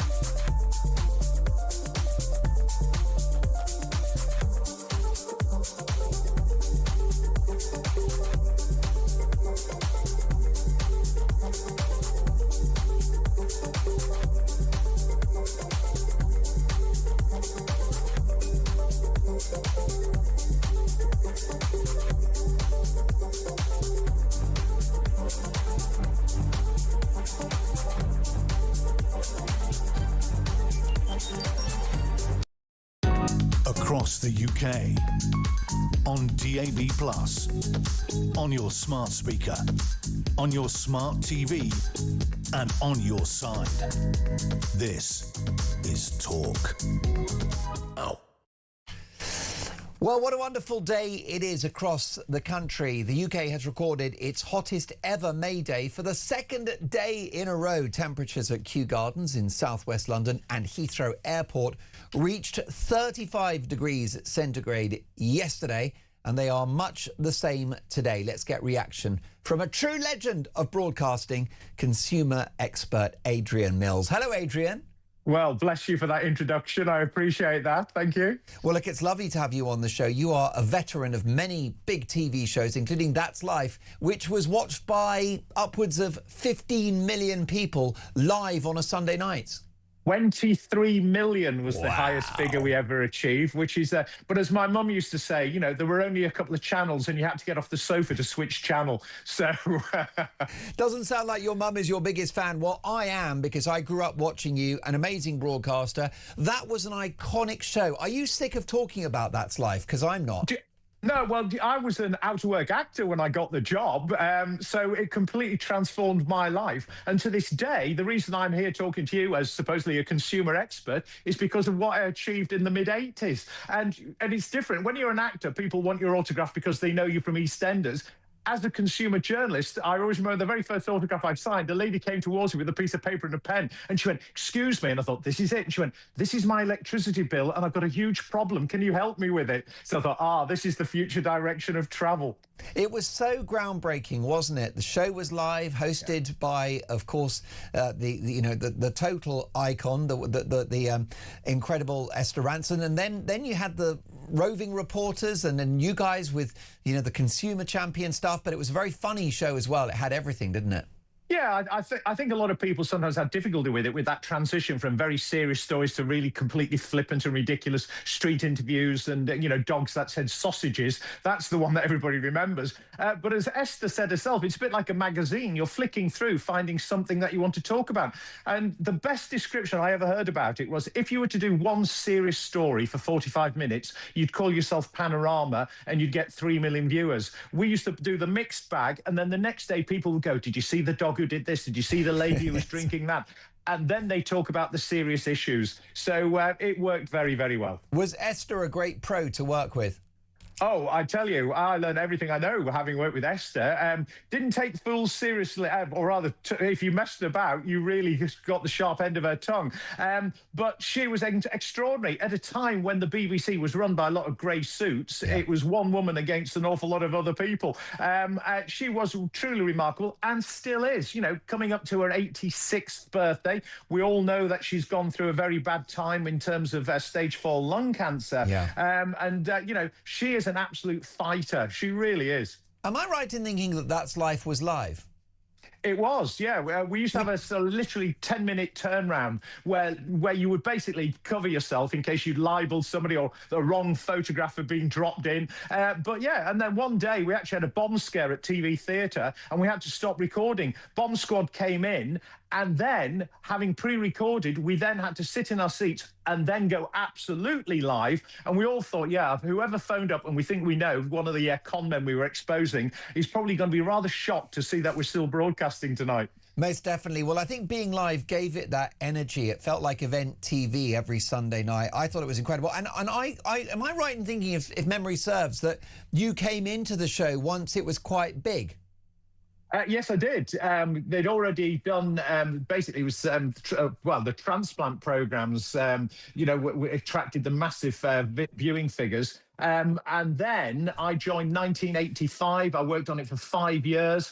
Then I left to go off and do a daytime show. But then when the daytime show finished, the first person that phoned me up was Esther. And she said, "Look, the audience loved you. We loved you. I think you liked us. Would you like to come back?" And I did 2 more years. So, it was extraordinary. And, I met incredible people. I mean, there's one story that you will probably be aware of, and that was Nicholas Winton, who saved all those children from Nazi Germany. And to have him in the audience and him not knowing that we are about to say that please stand up if your life was saved by Nicholas Winton, and the whole of the studio audience stood up. It brings tears to my eyes and, a few goosebumps. And that on YouTube has been watched by 42 million people. It's one of the most moving clips I've ever seen, and it's a testament to the show and the journalism and the format and the talent involved, yourself included. Does it surprise you, Adrian, that the BBC doesn't have a dedicated consumer show now? Oh, I think it's extraordinary they don't have a consumer show. And if you consider that, That's Live, Watchdog. I mean, Watchdog now is a small part of the One show. And it's a travesty because all those cons and scandals are still there and actually magnified now on this online age. And I just think with, people with phone calls, AI that can replicate, only has to hear, a few words spoken by you and I'll be getting a phone call from you thinking it's you. Parting with money, online banking. I don't know why they don't. Maybe it's just because the sheer cost of the research and the production values required are too prohibitive. But as a public service broadcaster, they should. Most definitely. Well, we're enjoying the good weather at the moment, but of course it's dangerous for some, isn't it? So vulnerable folk have to really watch it at the moment. Very much so. Not only just vulnerable folk, but my grandfather many years ago used to be in the mountain rescue in Keswick in the Lake District. And I always remember he told me that at this time of year, if it is incredibly hot, you would occasionally find somebody that had passed away because they decided to stick their feet in a mountain stream. and the shock of the heat outside and the freezing cold water was too much to bear. And also, if you are elderly, you should be drinking lots of fluid. You know, my mum's 94, and I go, Mum, what have you drunk today? Oh, I had a lovely coffee. Go, no, drink a bit more, for goodness sake. And it's not rocket science. You know, don't have your curtains wide open. If you want to stay cool, close them. It will retain the coolness in the house. Don't let that heat in. But I have to say, as somebody whose family lives in Bangkok, my daughter is running a hotel over there, I love this kind of heat. I really do. Well, I do as well. And it's little understood, this idea of cold water shock, isn't it, Adrian? Because on a hot day, you're sweating, it's baking, the air is very warm, that water is very inviting, but unfortunately, the lakes and the rivers, they're often running winter temperatures. Yeah, and I heard a terrible story the other day from a colleague who's living down near Hastings, and he said there was a bit of a rescue going on down there because of a couple of girls that had eaten a very large lunch and then decided to go out swimming. And of course, that combination of, you know, they may well have had a couple of drinks for all I know, but they got into difficulty. Luckily, they were both okay. But it's the whole thing about, you know, just don't go out swimming if you just had a big lunch, because, you know, you'll get cramp out in the water. It's ridiculous. You've got to be so careful, and we treat it as, wow, isn't this incredible? Somebody said to me the other day, that is why we as a nation talk about the weather. We're obsessed about the weather, and it's purely by the fact that it's actually a great way to engage people in conversation. Oh, isn't this a hot day? Wasn't yesterday freezing cold? Well, what about this rain? I thought that was a great explanation as to why we are bashing on about the weather continuously. Now, Adrian, I'm all for reducing our carbon emissions. The world's temperatures are rising. We can all agree on that. There's a debate politically to be had in regard to how we achieve that. But it seems madness that we've banned air conditioning in new builds over the last few years, doesn't it? Given the fact that the country is heating up, surely every new build should have that facility of aircon built into it. Well, I'm sure Mr. Miliband would have something to say about that, but I think you're absolutely right. And as I mentioned, you know, my daughter working abroad, whenever you go abroad in this heat, the sanctuary of having air conditioning. And also, it's not like you're going to have the air conditioning on every single day of the year, because as we know, this is exceptional weather. And I don't recall the weather being this good until perhaps that year of COVID, the first year where it was baking hot and people didn't really have anything to do. People at the weekend, bank holiday, it was extraordinary. A couple of people said, oh, we went to some of the big department stores in London because we wanted to escape the heat, and they'll have the air conditioning on. The one thing that annoys me is when you see these shops that have got the air conditioning on, but they've got their doors wide open. What a complete waste. I kind of get it, but in this day and age, this, I suspect, is going to be the future. Most definitely. And what about this? Paddling fools, Adrian. Moaning water firm bosses demand parents only half fill paddling pools in hot weather, despite reservoirs being full. Make it make sense, Adrian. Right. Well, I kind of get it to a certain extent because, you know, I'm amazed that we haven't had that warning of a hosepipe ban. You know, we get 3 days of heat and it's right, that's it, stop watering the garden. However, I'd have a lot more sympathy if we were to say that they had cut back on the hundreds of millions of gallons of water that are wasted with burst pipes, poor infrastructure, lack of investment. And let's not forget, a lot of these companies have been fined recently for those exact reasons. So look in the mirror yourselves before you start lecturing other people. Once a broadcasting legend, always a broadcasting legend. Adrian, what a treat to meet you properly, and thank you so much for joining us today. I suspect you'll be back with Ian in a week's time. Adrian Mills, big former BBC star, of course, and now consumer expert. Are you worried about the hot weather? How do you stay cool? Let me know. Text the word TALK in your message to 87222. We're going to finish our conversation after the break. Are mass deportations un-British? It's all about your opinions. It's your calls next.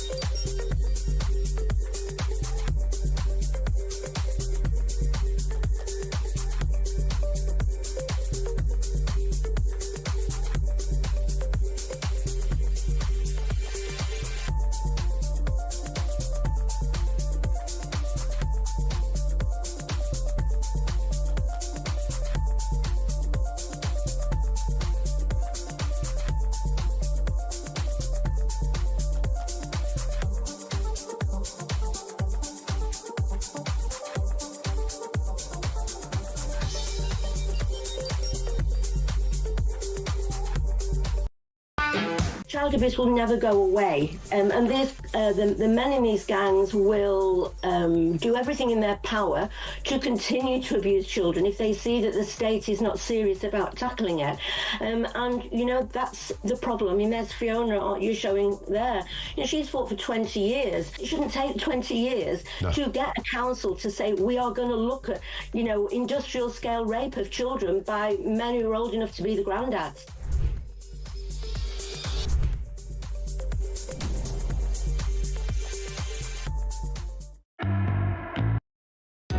Across the UK, on DAB+, on your smart speaker, on your smart TV, and on your side.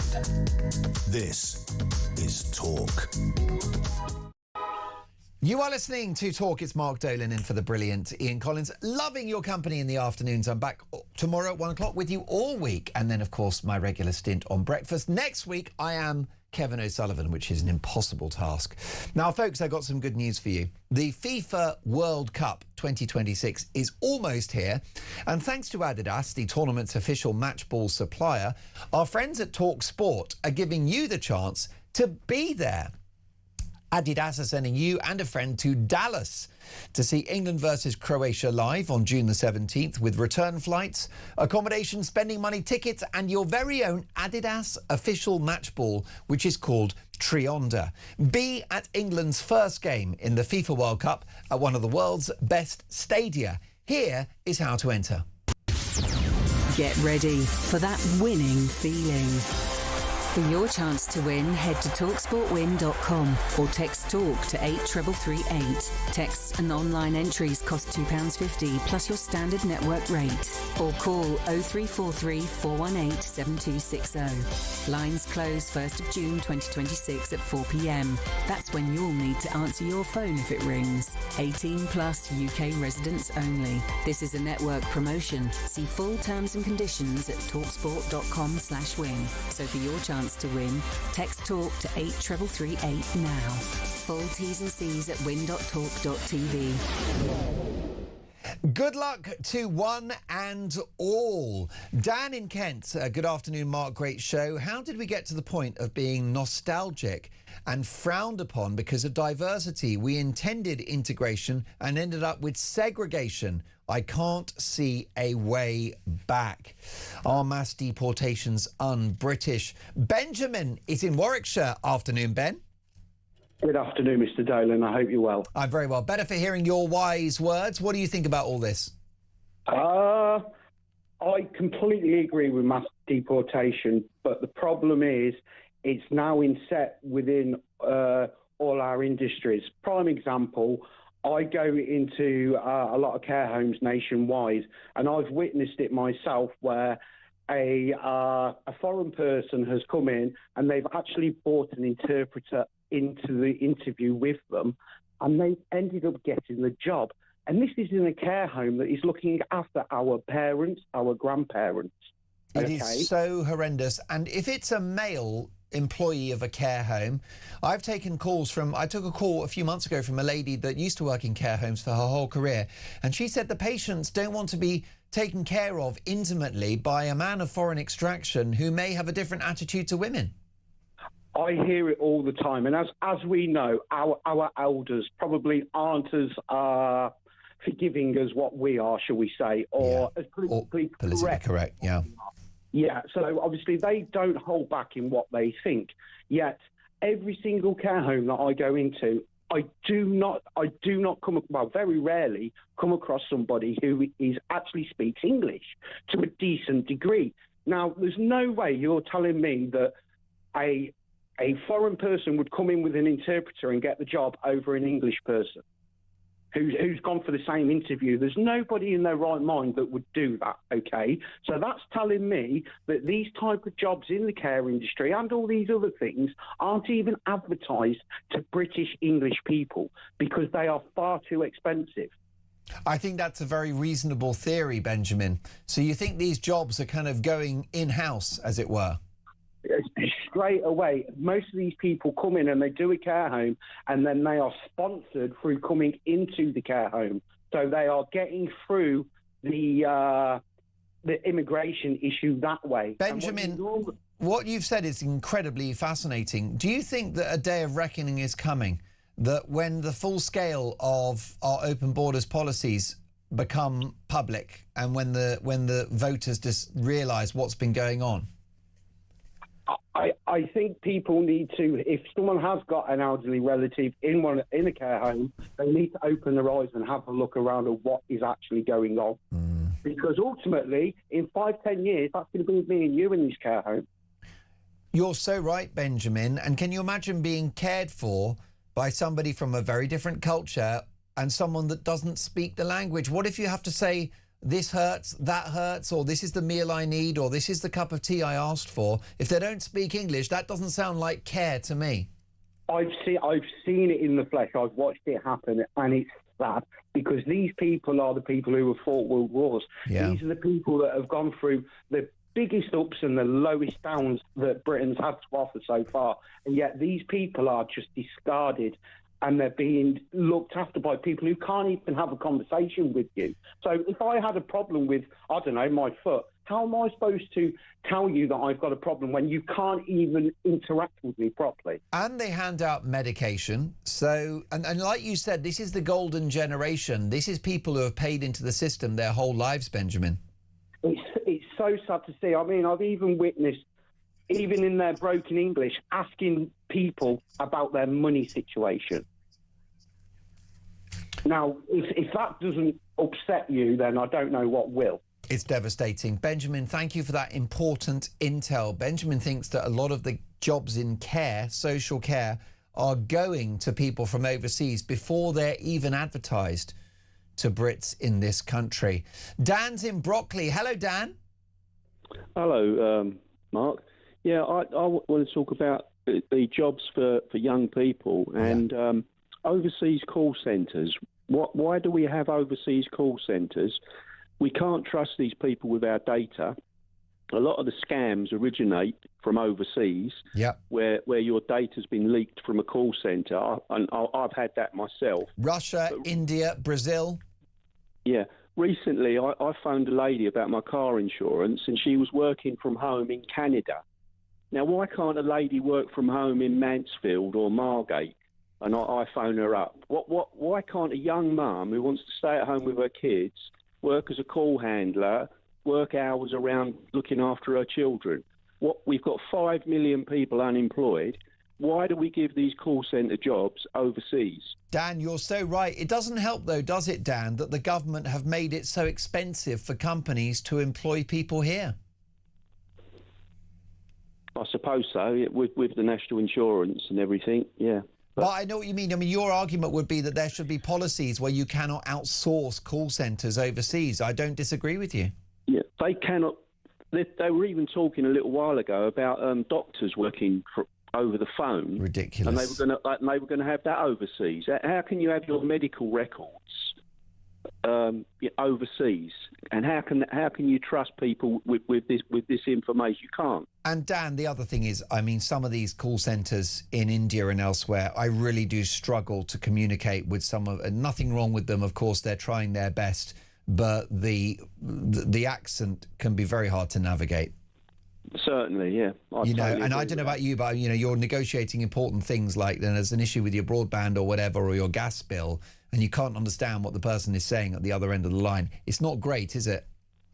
No, that's just one area where we've sent jobs abroad. We should reshore now and start bringing jobs back. What a great idea, Dan. There are 10 million working age adults not active in the economy. I'm sure you are. Dan, loved your company this afternoon. Please call me again soon. You raise a very good point, and I think we're going to tackle the issue of unemployment in tomorrow's show. Hugh's in Middlesbrough. Hello, Hugh. Hello there. Afternoon. Now listen, what are your thoughts about our conversation this afternoon? Well, not your last call, but the call previously, I think, really wide of the mark. Got it totally wrong. I've been involved in care for over 30 years. And in terms of foreign workers, the system would collapse if it wasn't for foreign workers. The issue is that care isn't seen as a career choice by people in the UK. They don't like doing it. It's hard work. It's unforgiving work. Wages aren't brilliant because councils keep the cost of care to a minimum as much as they can, because it's expensive running care homes. But the people who are recruited into care are trained thoroughly. They're monitored correctly to make sure that they provide care. And a lot of the care systems do take into an allowance whether English is a second language. But even that said, they still have to communicate well. The big problem that you have in terms of the care industry is nobody wants to go into the care industry from the UK, or very few people do. You know, I've seen examples where 30 people have responded, for example, on a well-known job platform for the job, and then 2 of them have turned up and they've been from migrant workers, you know, non-English people. So you would say don't demonise these folk. They're the only ones willing to do this important role. To a large extent. You know, there are still some English people who like to come into care, but I think there's a greater problem around care rather than just constantly employing from abroad. You know, we don't value the care job in the way that it should be valued. Well, you know, it is a tough career, and as such that puts people off. You know, COVID had a very significant impact upon the care industry, and lots of deaths within the care industry of care workers because of the COVID issue, and that has put a lot of people off from coming into care. So if you're not getting them from a local source, we have an increasingly aged population with multiple comorbidities that need to be addressed and need to be cared for. And if you can't get the people on your doorstep, they have to come from somewhere. And Hugh, yeah, I mean, Benjamin's right. They must speak the language, of course, and be well trained. Yeah. What do you think somebody in a care home, let's say they've got 5 years of experience, do you have an idea what the hourly rate would be for their work? I mean, that normally it's national minimum rate, depending upon their role within the care. It's not much, sector. Is it? Not much for back-breaking work. No, but then again, you know, a lot of care providers out there do pay living wage. They do pay more for what they class as senior carers, people who take on more responsibility. So, I mean, your senior care